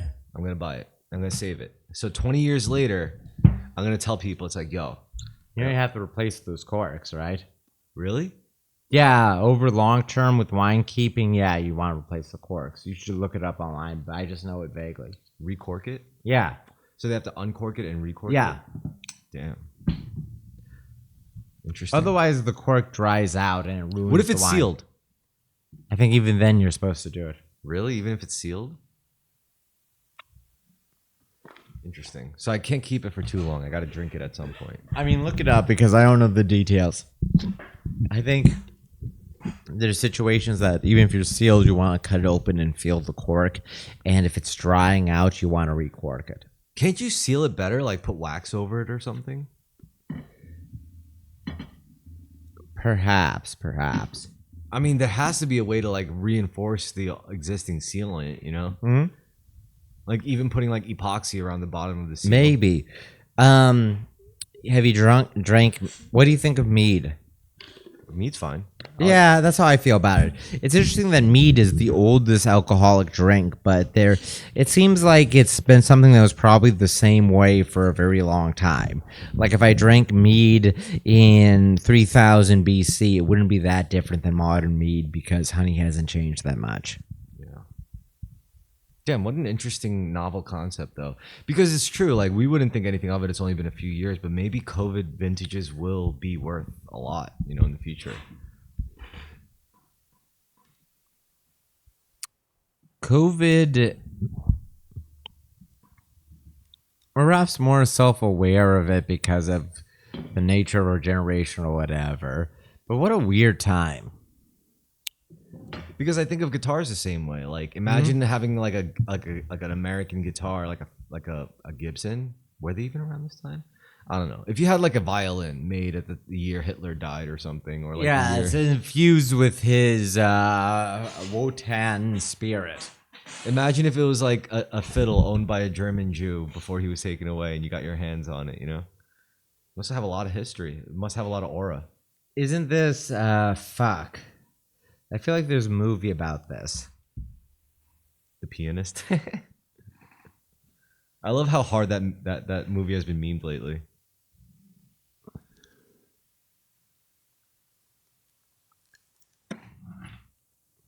What are you thinking about? I'm thinking about Holocaust movies, Holocaust narratives, and their prominence at a certain time and place. Sorry, kid, you weren't on Schindler's List. Yeah. That was a real line in the movie. Inglourious Bastards was a fucking farce, for sure. Well, deliberately so. Inglourious Bastards is a fascinating movie because it's the most recent movie to have sympathetic Nazis. Well, the only decent character in the movie, morally, was the one who got his head smashed in the very beginning with a baseball bat. The the guy that gets shot in the basement bar is a very sympathetic character. He just wants to go back to his wife. Oh yeah, the one that was playing. But he made the sin of being an idiot. Fair, but he's sympathetic.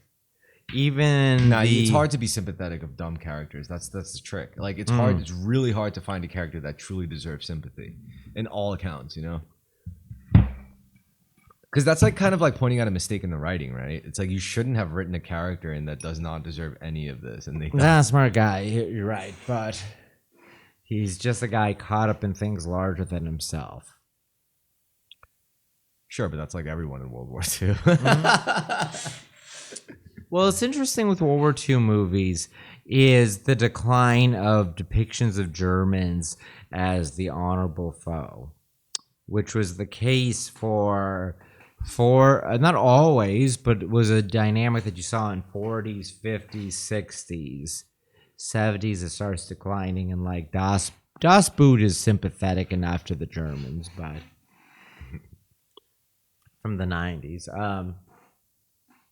My favorite World War II movies have a lot of them lately have been British, because the British were like the founders of like the Western intelligence agency paradigm as we know it, with OSS and all that. Which is I don't agree with it morally, but like it's fascinating to me. You know, just the idea of like leverage. You know, that's the game. The whole game is leverage, getting leverage on people and using that against them, which everyone's guilty of, but doing it in a more like controlled and intentional manner is like even more formidable, you know. It's interesting in World War II. I was gonna say, I'm on the same note. You watch any older World War II media, and it's being made by people that served in the war often, or many of the actors served in the war, and it's far more straightforward of just a war story. Sure. I mean, Vietnam War was lost. It's interesting how another fact that's interesting is that American depictions of the Pacific Theater are all very sympathetic to the Japanese, but during World War II, Americans were very hostile to the Japanese and saw the war primarily as a war between us and the Japs. But when you look at like Letters from Iwo Jima, it's very sympathetic to the Japanese, for instance, in a way that anything contemporary would not have been. Yeah, we even had the new Hasbro movie Battleship, where America specifically teams up with Japan so that they could defeat the aliens. Have you seen Midway? Oh, I did. It was PG-13. I couldn't bring myself to watch a fucking PG-13 war movie. I'm sorry, I can't. I'm not gonna watch a Midway is interesting because it was funded by the Chinese, so it feels very old-fashioned, and it's very much like, even though it's primarily about Americans, it has like the scene where like the Americans are cheering, like, "Yay, the Chinese are here." So it's like Chinese propaganda. It's like a joint American-Chinese movie.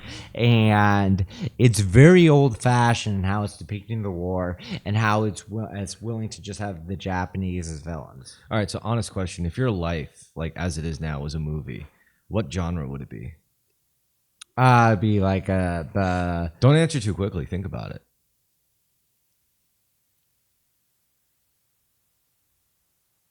Comedy, maybe veering into dramedy. It'd be very Woody Allen. Oh, Or what? that's terrible. Why? Who wants to live a Woody Allen movie? I always wanted to live in a Woody Allen movie. Why? Why? It's what I always wanted. What? Yeah. Oh, to be like a neurotic mess? A neurotic Jew, yeah.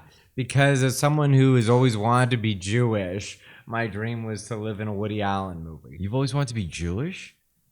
I didn't know that about you. Why? I don't know, just as a kid watching Seinfeld or whatever, I just felt myself. So you got brainwashed. Yeah, I got brainwashed into being a Jew. Seriously? Yeah, I'm just like a pseudo Jew. Damn. Because I watched Friends and all that I shit. hate Friends, even Sure. though that's also Jewish. But I hate Friends. I love Seinfeld.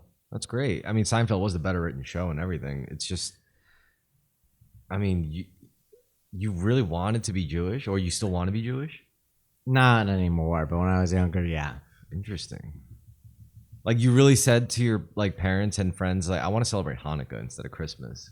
Not quite that far, but like What do the you way mean? That's I very important. it is, but I always saw myself as a secular Jew or as Jewish. I always saw myself as someone who was adjacent to secular Jews. But you act nothing like secular Jews. I guess that's true. All the secular Jews I know are into like, I don't know. Let's go to the music festival. Let's see what Apple's up to. Let's see what my Chinese girlfriend is up to. Oh, she wants to go to a party. Let's do that. No, I just always loved Woody Allen. Oh, Like from a young age, and I always. what do you love loved about it. Woody Allen? I love the. I love that particular. I'm gonna be honest. It's ironic coming from my politics, but I love upper middle class, liberal cultural norms. No, this is and fascinating. tastes. I had no idea. And I love the like. I'm neurotic. So this is but- why you like New York. Yes, it is literally why I like New York. That's yeah. so funny because you get to live out your fantasy LARP as a fucking Jew. Yeah, that's true. Yeah. I love that in New York, like, because I'm white, a significant number of people assume I'm Jewish. Interesting. So yeah, you're right. Why I love New York so much is that I'm living out my my secular Jew fantasy. Like, I just love being like this neurotic mess who's interacting with wacky characters and saying funny and or cutting remarks occasionally. You know that's unsustainable, right? I do, You yeah. can't be that way forever. Yeah, You can't be into that forever. yeah. You have to find something a little bit more wholesome. But yeah, no, I've always just it was just but like as a kid, like I love New York because of media. I love Ghostbusters, I love like Gargoyles, I love Spider-Man, and I love Batman. I just love these things set in New York or New York analogs, and just the idea of being a character in the big city is what I always dreamed about. Interesting. Very interesting. How do you feel about Ninja Turtles? I loved it. Yeah, that's pretty Jewish. Yeah, it is actually. Yeah. Master Splinter is actually a Jew. Ooh, I like this. He's not Japanese. He's Jewish. Yeah. I like this. Like, the first live action movie is really good. The rest of them not so much, but the first one's really good. Yeah. Interesting.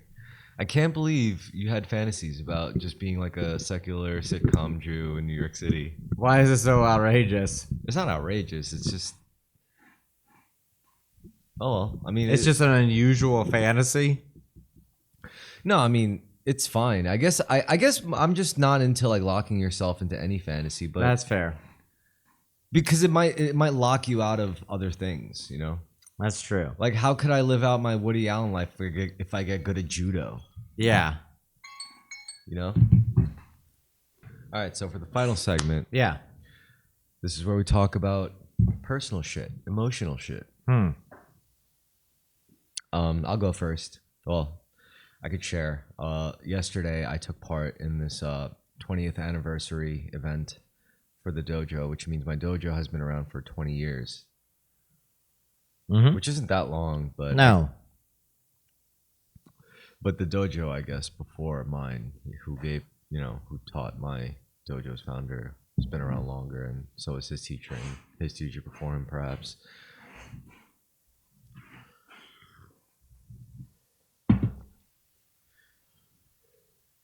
Modern iteration of Japanese style swordsmanship still around in 2025. Going strong.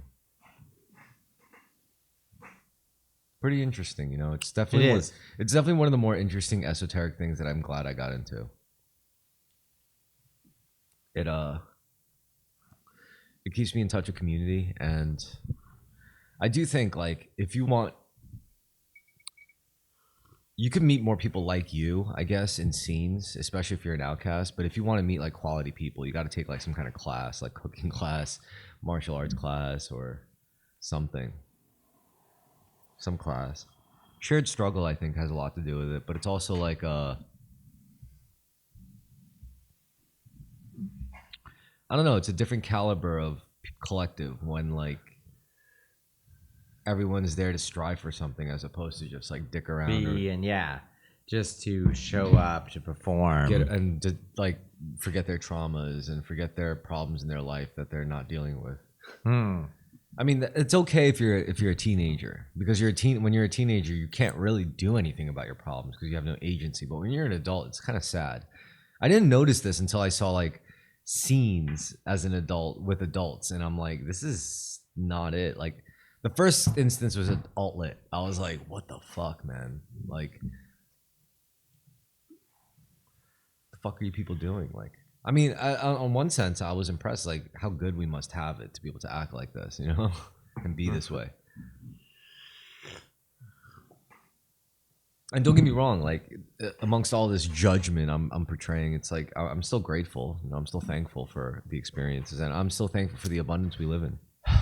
Yeah, but when you read like 19th century novels, you see things very similar to alt lit because like the alt lit scene is aping like the social dynamics of when you read Dostoevsky, Tolstoy, to a certain degree, when you read about Jane Austen, whatever, you're seeing similar social dynamics. And in those 19th century novels, the social dynamics that weren't exclusively upper class, but a lot of it was more so Jane Austen. Dostoevsky was showing like lower middle class people abutting against that. But What about like Lovecraft? Where would you place him? well, he's a 20th century genre writer who has very little interest in people. Word. What about Vonnegut? Yeah, very similar because Vonnegut compared himself to Lovecraft. Interesting. I think kind of overtly, in fact. Like there's some, but it's like Slaughterhouse-Five, Kilgore Trout, his Vonnegut's author insert describes him. Vonnegut describes Kilgore Trout as having great ideas and terrible prose, and he's talking about himself, even though Vonnegut actually has great prose. What do you think it would take to be like a good writer? Like, what kind of person do you have to be a good writer in living in New York City in 2025? Besides the fact that, like, you know, you have a varied vocabulary, a decent enough lexicon, with a stylistic enough writing style, with a personal enough writing style, you know. Like, what would it take? What kind of person do you have to be? Do you have to be a person that just doesn't talk to anyone and like feeds Maybe. pigeons every day and watches people in the park?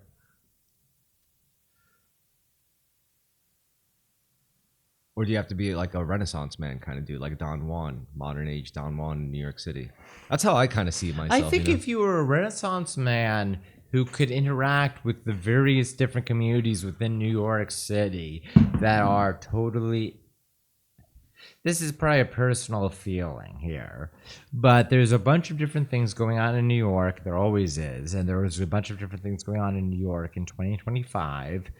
And all these different communities are not really directly interacting with each other except in certain limited spaces or limited public things when you pass each other on the street or you're in some shared communal space. However, But you know who I think it makes poor characters in general, like not just in real life and also in fiction, whatever. I'm not saying you're this way because I don't think you're this way at all, but culture hunters. You know, if you see a person who's just going from thing to thing, like you get something like Girls. You know, the HBO I love show. Girls. But Yeah. I know. But you're not. I don't think you're like that. I think you're more so an experience hunter as opposed to a culture hunter. You know, I think you have to experience. Girls is one of the. I think one of the online you're few a culture hunter, but I don't think you're like that in real life. Girls is one of the few things to actually really, I think, accurately capture a millennial experience and capture in a certain I just place didn't and agree time. with it. I'm sorry. I couldn't identify with it, and it pissed me off, especially. Why? 'cause They're too Jewish, too upper middle class. Might be a class thing. It probably is a class thing. I mean, it seems like they were divorced from the actual reality of like. Yeah, that was the experience of a bunch of getting your- people who moved to New York in 2010. Yeah, it's like they weren't like getting a coffee every morning from the same bodega, talking to the same Arab, also like trying to get smoke a joint in peace in the corner, in between shifts. And Do you then- like Bored to Death?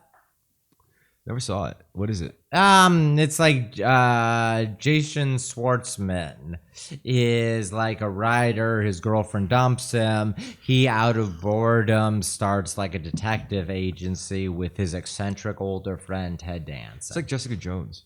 Yeah, sort of, but I mean without the superhero stuff. And it's two things. One, it's one of the only things depicting prolonged periods of time waiting for the train in New York City. It actually captures how much time is spent in transit in New York. You know what I realized? You know what I realized I don't care about? Like, I realized the reason why I don't care about like a lot of those movies is because I never cared to live a life that could be easily portrayed in a movie. Mm-hmm. And it's usually people cling to those movies because they're like, "Oh, this is It's so a me." television Finally. show, but so Oh, sorry. I mean, But there. any piece of media, they're always the like other thing about it, I will say, is, and maybe you'll relate to this, maybe not, is one of the only things I've seen besides like The Big Lebowski where it shows getting too high and then going to do something and being like not super fucked up, but kind of only kind of retarded. Uh-huh. It actually is very good at capturing being kind of retarded from smoking weed, but not fully. Yeah, sure. I don't think weed has made me any more retarded, though. I don't feel like. I think No. drinking has made me more retarded than weed, to be sure. For sure. But weed, no, I don't think it really does much to me, honestly. Hmm. I don't know if it's because I have a tolerance. Maybe it's just a genetic thing. I have no idea. But weed just doesn't really. Because I have friends who smoke like not even as much weed as I do, and they get like KO'd by it pretty easily. Mhm. I had a friend who commented on that. They were like, "Yo, yeah, some people." He knew. It was like some people are actually pretty productive on weed. I consider myself like one of those people, you know. Mhm.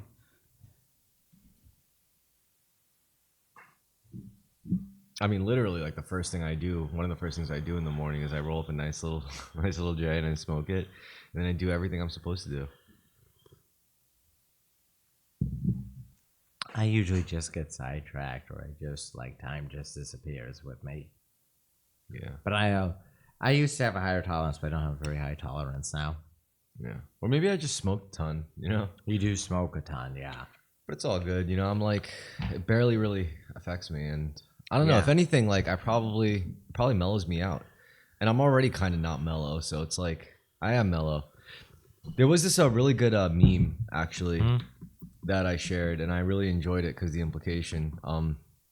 It was like, I am both smarter and dumber than I look. Do not estimate me. And that's I identified with that more than any fucking movie I saw recently. Honestly, I was like, Oh. yeah, that does kind of spell me out to a T. Like in the context of like being mildly retarded or not, like I'd say like I'm both smarter and dumber than I look. Has your dad's never done acid?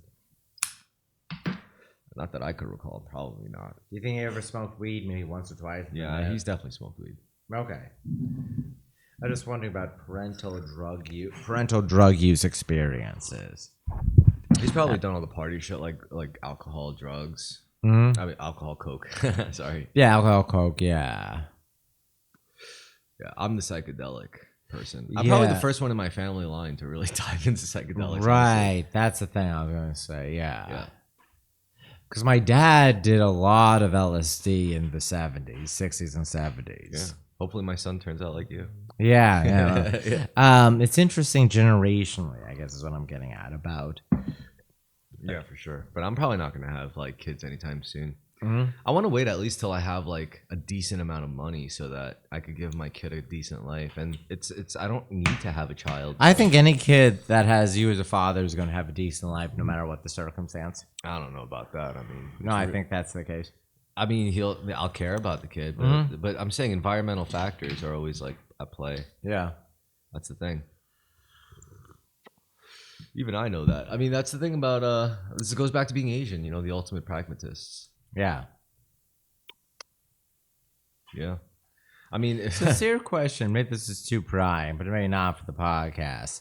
Do you think that with your family, they went from being concerned that you're going to turn out too crazy, too wild, too undirected like your father, to being worried, like, why isn't he having a kid? I think my family.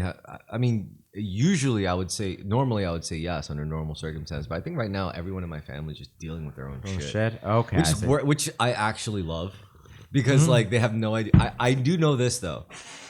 If I saw a lot of like my most prominent family members in my life, like to this day, if I just ran into them again, they would Yeah. be like shocked. I have a pretty good feeling that they would be like kind of put off. They would be like, "What the fuck happened to you? Who are you?" Mm-hmm. I mean, because like they would, I know that they would more or less be the same person, maybe a little more melancholy. But I'm definitely nothing like what they probably remember. It's not even like I tried to be any different. I did not care to change. I still don't care to change. It's Yeah. just you learn something. You all I care about is like practice. Practice is the goal, and a part of that practice is learning, is studying. Sorry. I study certain things, and it just like makes me realize things because I get to study it in solitude. You know, I'm not studying something like in a classroom where people are like feeding me a narrative. It's like, no, this is literally me. I could be doing anything right now. I could be doing coke. I could be doing ketamine. I could be fucking smoking crack. I could be playing video games all day. But no, I'm gonna choose to read about the Kabbalion Hermeticism. I'm gonna choose to read about like wave particle functions. I'm going to choose to read about a little bit of string theory and game theory. A lot about philosophy. The only bitter part I have about it is because of like all the hell that my family basically put me through because they were so worried about me because of their good intentions. You know, like I probably wouldn't have ended up in a group home if my dad didn't like automatically assume I would end up like really horrible and blah. It's like I think that really hurt. Yeah, them. their reaction or overreaction to it led to where you went. Yeah, because they assumed because of my dad, because of what he was like, and I was like, So your dad was something that really freaked out your extended family. 100%. Even considering, I don't know the full dynamics here, but even considering your grandpa, like your dad really bothered your aunts, your grandma. Yeah, he was a son of a bitch, Yeah. straight up. And for me, it was I don't know. I always thought he was cool. Yeah. I liked him a lot. But you know, I think what hurt them the most when I was talking to my dad and my godfather together, I was like, if you guys just left me alone, I would have been fine. Yeah. Like even if I was acting up a little in my Yeah. teenage years, like I would have been a-okay. Yeah. But then again, I don't know. Maybe my experiences in the group home and juvie hardened me in the proper Yeah. ways that kind of made me more prepared. I mean, even to this day, a lot of my friends are freaking out about shit. I'm trying to tell them like this really Yeah. doesn't matter. Like Yeah. go to work. You know, like find an accountant. Like fucking build your future. Develop skills. Gather skills. You know, like take it a day at a time. Slow is smooth. Smooth is fast. 1% better than yesterday means like 37 times better at the end of the year.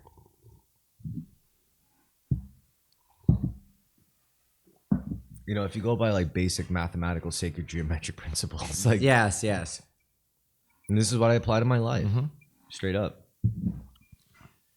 It started really basic for me. I was like, it goes in threes, mind, body, soul. But then it like expanded into like you could apply like not just the rule of three, but the rule of five, the rule of six, the rule of sevens. But the rule of three is particularly powerful. Yeah.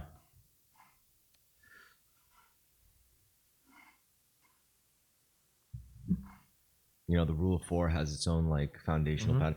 What I really think is I think like anything involving like angles, specific points, like Yeah. connecting to create like angles, that is you apply those principles to master your material world, to master your external world. To master your internal world, you can't think in angles. You got to think in terms of spirals, which leads to frequencies. Yeah. I explained this to you, right? You ever see like a waveform? Yeah, like a sine wave. Yeah, this is actually an interesting bit. So if you go to like the Terrorisk channel, you would see that it's all the thumbnails recently have been like waveforms. Like that's pretty much what a waveform would look like. So if you look at a waveform on like a two-dimensional image, it looks like that, like just a squiggly wavy line. But that's an illusion. What it's really depicting is a spiral. And if you think of it in terms of spirals in your own emotional states, that's how your emotions work and that's how your thoughts work. You don't really think in circles. You think and feel in spirals. Whether you're spiraling up or down, now that's the big question. And what I think that's determined by is velocity. So, for example, if you're really dwelling on feeling sad, really dwelling on feeling happy, really dwelling on feeling jealous, really dwelling on feeling scared, whatever, if you're locked into a specific emotion, that's going to seize up that engine. Yeah. And then it's going to be just spiraling downwards because there's no velocity. However, if you speed up your frequency of emotions, then you spiral upwards. You got to do it in a sustainable way, though. If you do it, I don't know, like on Coke or whatever, or Adderall, then you're going to burn out. The real way to do it is to have a fundamental understanding of why you feel certain ways. So, for example, if it's like, oh, I know why I feel happy, and then you move on to the next emotion, it's like, well, I feel sad now. It's like, oh, but I know why I feel sad. Then you move on. It's like, now I feel angry, but I know why I feel angry. And then if you're able to exist in that state and sustain it, then you're essentially increasing your quote unquote frequency, like all the new agers call it. That's what they really mean. A lot of them may not understand what they're fucking saying when they say, oh, you got to raise your frequency. You're not on my frequency. But that's really what they're actually referring to in esoteric or occult terminology in that context, I should say. And if you're able to increase that velocity, then you're going to propel upwards like a helicopter. And that ties into flip that again on a two-dimensional representation, and you're going to get a squiggly line that goes from just like wide waves to like more waves in between, and eventually it's a super high frequency, a higher frequency. Pitch works the same way. That's why music is so powerful, because it directly interfaces with us, with our senses, and reflects the exact way frequencies work.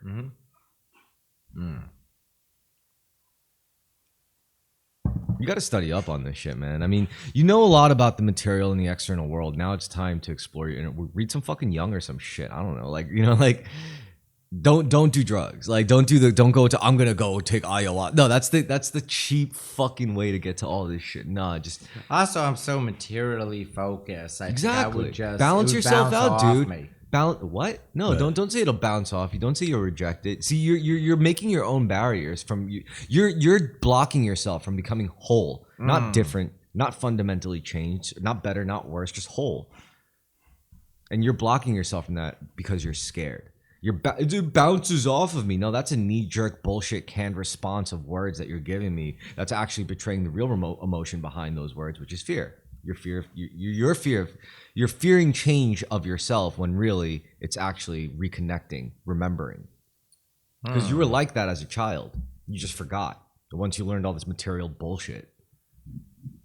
We all were. We were all born perfect. And then, over time we build up this materialist, biases, egos, preconceived notions, perceptions, individual perceptions, ego essentially. And then it's like, yeah, we're supposed to build that. That's how we fucking survive in the world. But you can't live like that. You can't stay there. There's more. You got to reconnect back. After all that adult material agency, you have to reconnect back with your inner child. And you're blocking yourself from that fundamental step because you're too comfortable, in this. And yes, you are standing over people who can't even grow up to that extent. There's still people who are living in their fantasy land of Teletubbies and Godzilla and fucking Teenage Mutant Ninja Turtles. At least you could say you're above that. Great. You're no longer really an NPC, but there's still more to it. Now you have to reach sagehood, and you have it in you. You're just denying it to yourself. No one's blocking you. It's you. Intriguing. And I don't think sagehood is some special like genetic hereditary thing or something that's like defined by destiny. No, it's like it's a choice. And you're just choosing this. And you said it yourself. You don't even know that there's no real truth basis behind your decision for that. You're just choosing that. And now once you acknowledge that choice, then you're entertaining the idea of choosing the opposite. Let's entertain the non-materialist shit for a second, because the external is all material, granted, but the internal is anything but. Your thoughts are not material. Your emotions are not material. So you can't sit there and just like be comfortable in this like staunch materialist state. Yes, it's good when you're surviving, or if you want to be a psychopath, like a billionaire or something, or like a club owner who has access and getting away with raping teenagers or some shit, yeah, you could be like that kind of person, but that's what materialism ultimately leads you to if you want to survive. But then people like who don't need all that can survive in a more balanced, hermetic state, Gnostic state, a state of gnosis or a state of enlightenment, as the Buddhists call it, whatever, however you want to put it. But that's really what it is, just becoming whole. Is being aware of the material world, playing that game, but at the same time, not letting that other shit bounce off either, To be sensitive to that. It's just opening up a sense. It's not really like, doing anything to you.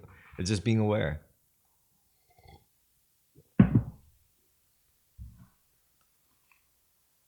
Interesting.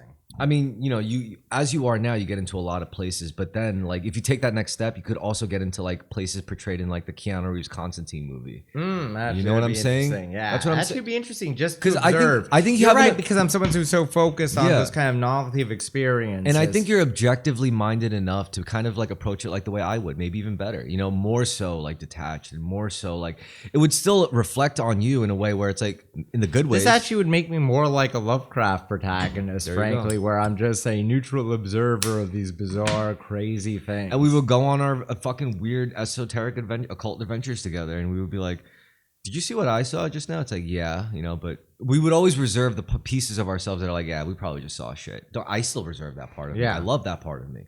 I always love that part of me because otherwise I couldn't get down. You know, I couldn't get down because I got to get down. Otherwise, like I can't just because like it goes back to that portrayal of one of the versions of that Buddha reincarnation where it's like I'm gonna stay in samsara until the last soul leaves. Yeah. I would be the last soul on samsara if I had a choice. I'd be like, fuck it, I'll stay here fucking until the last motherfucker leaves. Not because I like this game, but I just don't want to leave anyone behind, you know?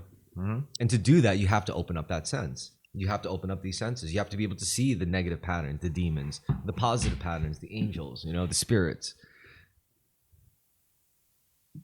And luckily, you don't have to study so much about like Hinduism, also like occult Christianity. No, it's like they're like I said, they're all different fingers pointing at the same thing. What we have to do is cross-reference where they're all like intersecting, because they're looking for something that transcends material human experience, which is all around us. I mean, argumentatively, you experience such things even as a materialist, you know.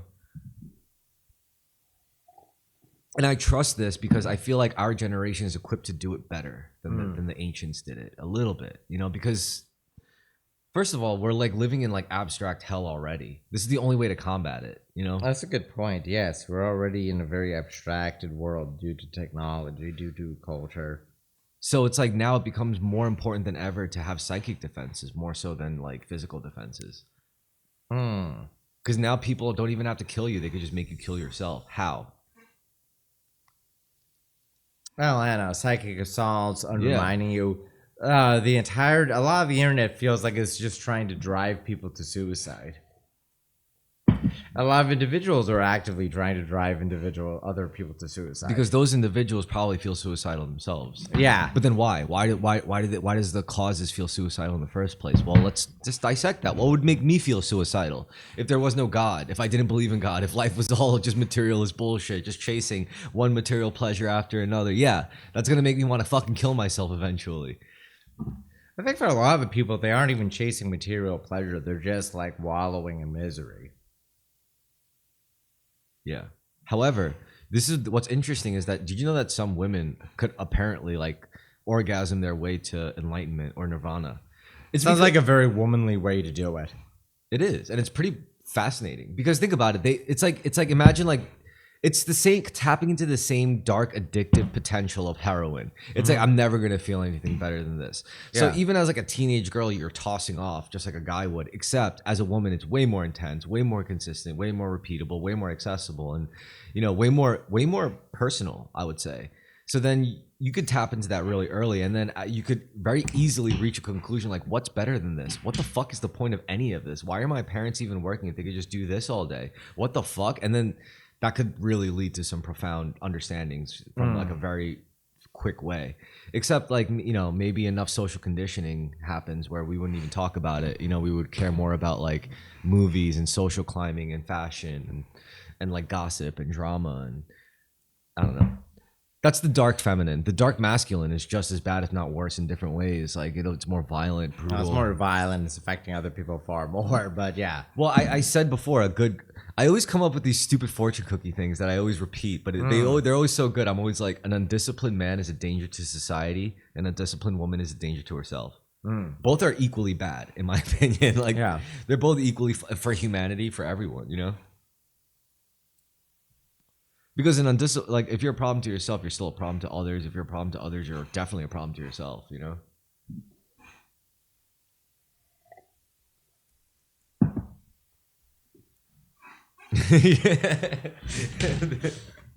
The gears had to turn for a second. You're like, yep. Fuck yes. That's what I'm saying. One of those fortune. It's like they're like little brain hacks, like little brain softwares or You mean a cone? what? Koan? Nah, cones are a lot more like abstract and more vague. Like when I tell you, like, all right, Oh, what's the sound of one hand clapping? Does a tree fall in the forest snow around? Does it make a sound? Cones are far more mysterious. They're supposed to design to like stop you. yeah, I would say like a Whereas modern what cone you're would be like saying I is would that- say like don't progress, don't backtrack, but don't stay still either. Yeah, you're right. That's far more cone-like. Fair point. Yeah, it's finding the intangible. Mhm. But like I'm already in touch with. I mean, actually, no, it's not even egotistical to say. So I could say I am kind of already in touch with the intangible because I don't think every day in terms of like this is what has to happen, this is what goes down. My first thought in the day, at first it was through conscious effort, but now it's like pretty unconscious where I'm like I'm thankful, like thank you God for this day, Even just like acknowledging God does profound changes to one's life experience. What can I say? It might piss off the atheists, but I don't care. I mean, because that's what it really is going to boil down to. Once we get over like the institutionalized religions, and once we see like how the ridiculousness of it, and once we also see the ridiculousness of a lot of like atheistic tendencies, eventually it's just going to be the smartest atheists and the smartest faithful going to war. Guys like Elon Musk going up against guys like Peter Thiel. God, yeah. But yeah, I mean, really, what Never it's gets it's more of broke it, off, but it's more of yes. an individual battle that reflects in the collective. I mean, from what I understand, you already decided, right? I think so. Yes. Or I did. No, I did. Yes. I chose chaotic good. Mm-hmm. I mean, I identify with it the most. Like playing air guitar, it's like after I do something good, it's like yeah. Or it's like you made things worse, and I'm like just wait and see until the next act. Then you'll see what I did was actually correct all along. And they'd be like, but you could say that about anything. And I'd be like, yeah, isn't that how life works? It's like a pendulum swinging, isn't it? Like an oscillation, right? Because I truly believe if people, raise their consciousness, it would make a better world. I think it's happening to you whether you like it or not, too.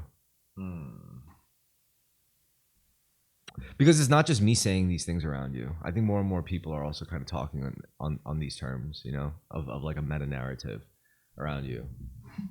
Especially now that politics has died down since the election's over. Like there's not much left to talk about for people, former scenesters or current scenesters. It's like they start talking about God more and start talking about religions and all that jazz.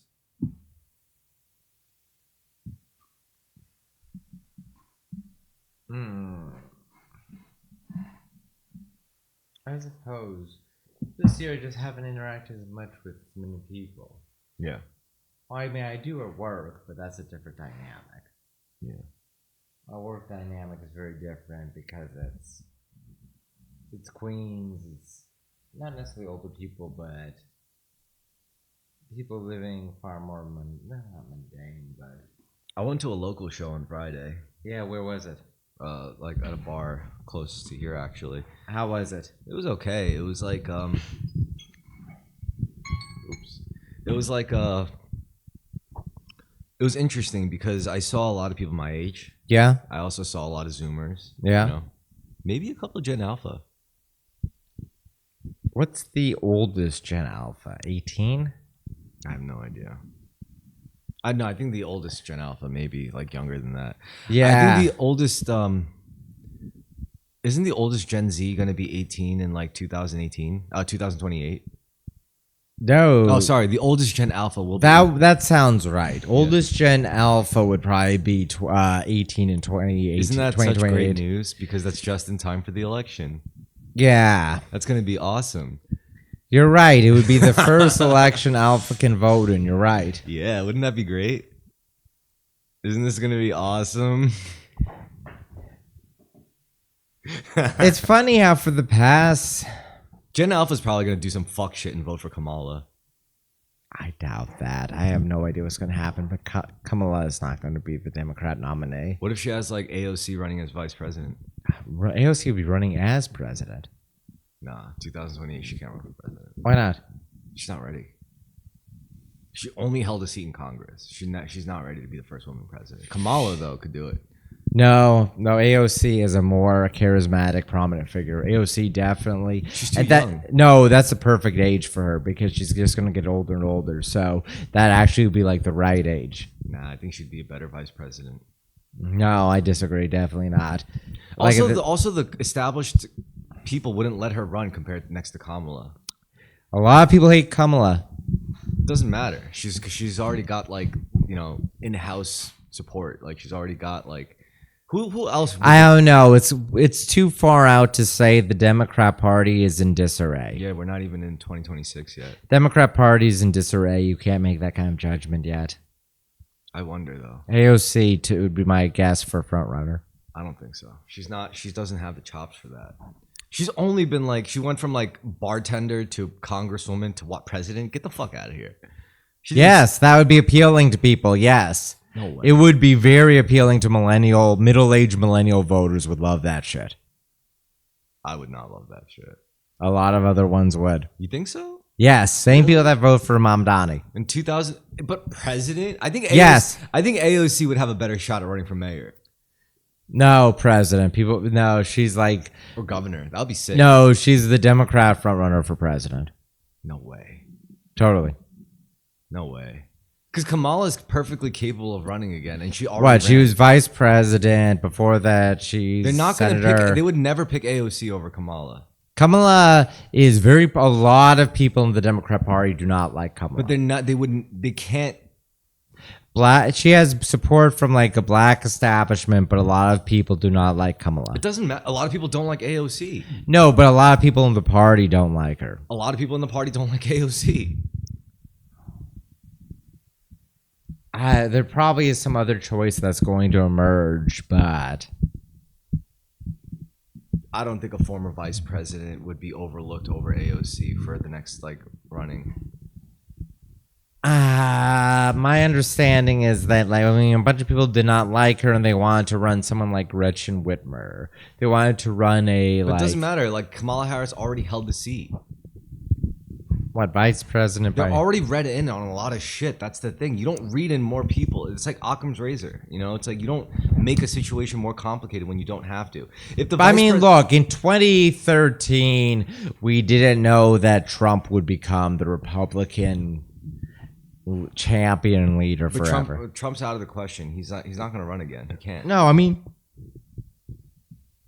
a year after the 2012 election, after Romney versus Obama, no one could have predicted that Trump would become president. Sure. So I don't know. Maybe someone else, I don't know who, will emerge, even if they're already a public figure. Maybe, but I just don't realistically see the DNC running like AOC before Kamala Harris. No way. I could see them running AOC as vice president, maybe, if that, maybe. But I can't see even like a woman and woman duo like as realistic, No, Kamala burns a lot of bridges with people. She has some support, but other people really don't like her within the party. Well, if they're not going to run with Kamala as the frontrunner for the Democrats, then it's got to be some guy. Gavin Newsom is trying to angle for it, but I don't know if the Democrat Party wants to have Gavin Newsom. You're right. It is a mess. Yeah. I can't wait the party's really fucked. I can't wait to see. The Republican Party is fucked when Trump dies. I want Tulsi Gabbard to be the next president. She's just like a part of the Trump clown show at this point. Same thing with like RFK. Everyone's saying J.D. Vance is going to do it. I don't think he's charismatic enough. I think J.D. Vance is as far as the internet far right is going to go. I think he's going to demonstrate the shortcomings of the internet far right. I'm speaking about myself. He's like our great big champion, and he's like as far as it's going to go. I don't think he's charismatic enough to be anything but VP. Well, you were right about someone trying to assassinate Trump. So we'll Maybe see. I'm wrong, man. I'm talking him down. You got a good track but- record. Maybe just use your intuition. Okay, Don't let Vance your, is- Don't let your logic. yeah. Don't let your logic deter you. Vance, by the way, has done a very good job of presenting himself as like a normal guy. He's actually a far right wing internet Nazi. I think that's the case. Vance, Yes. he's a real Pepe.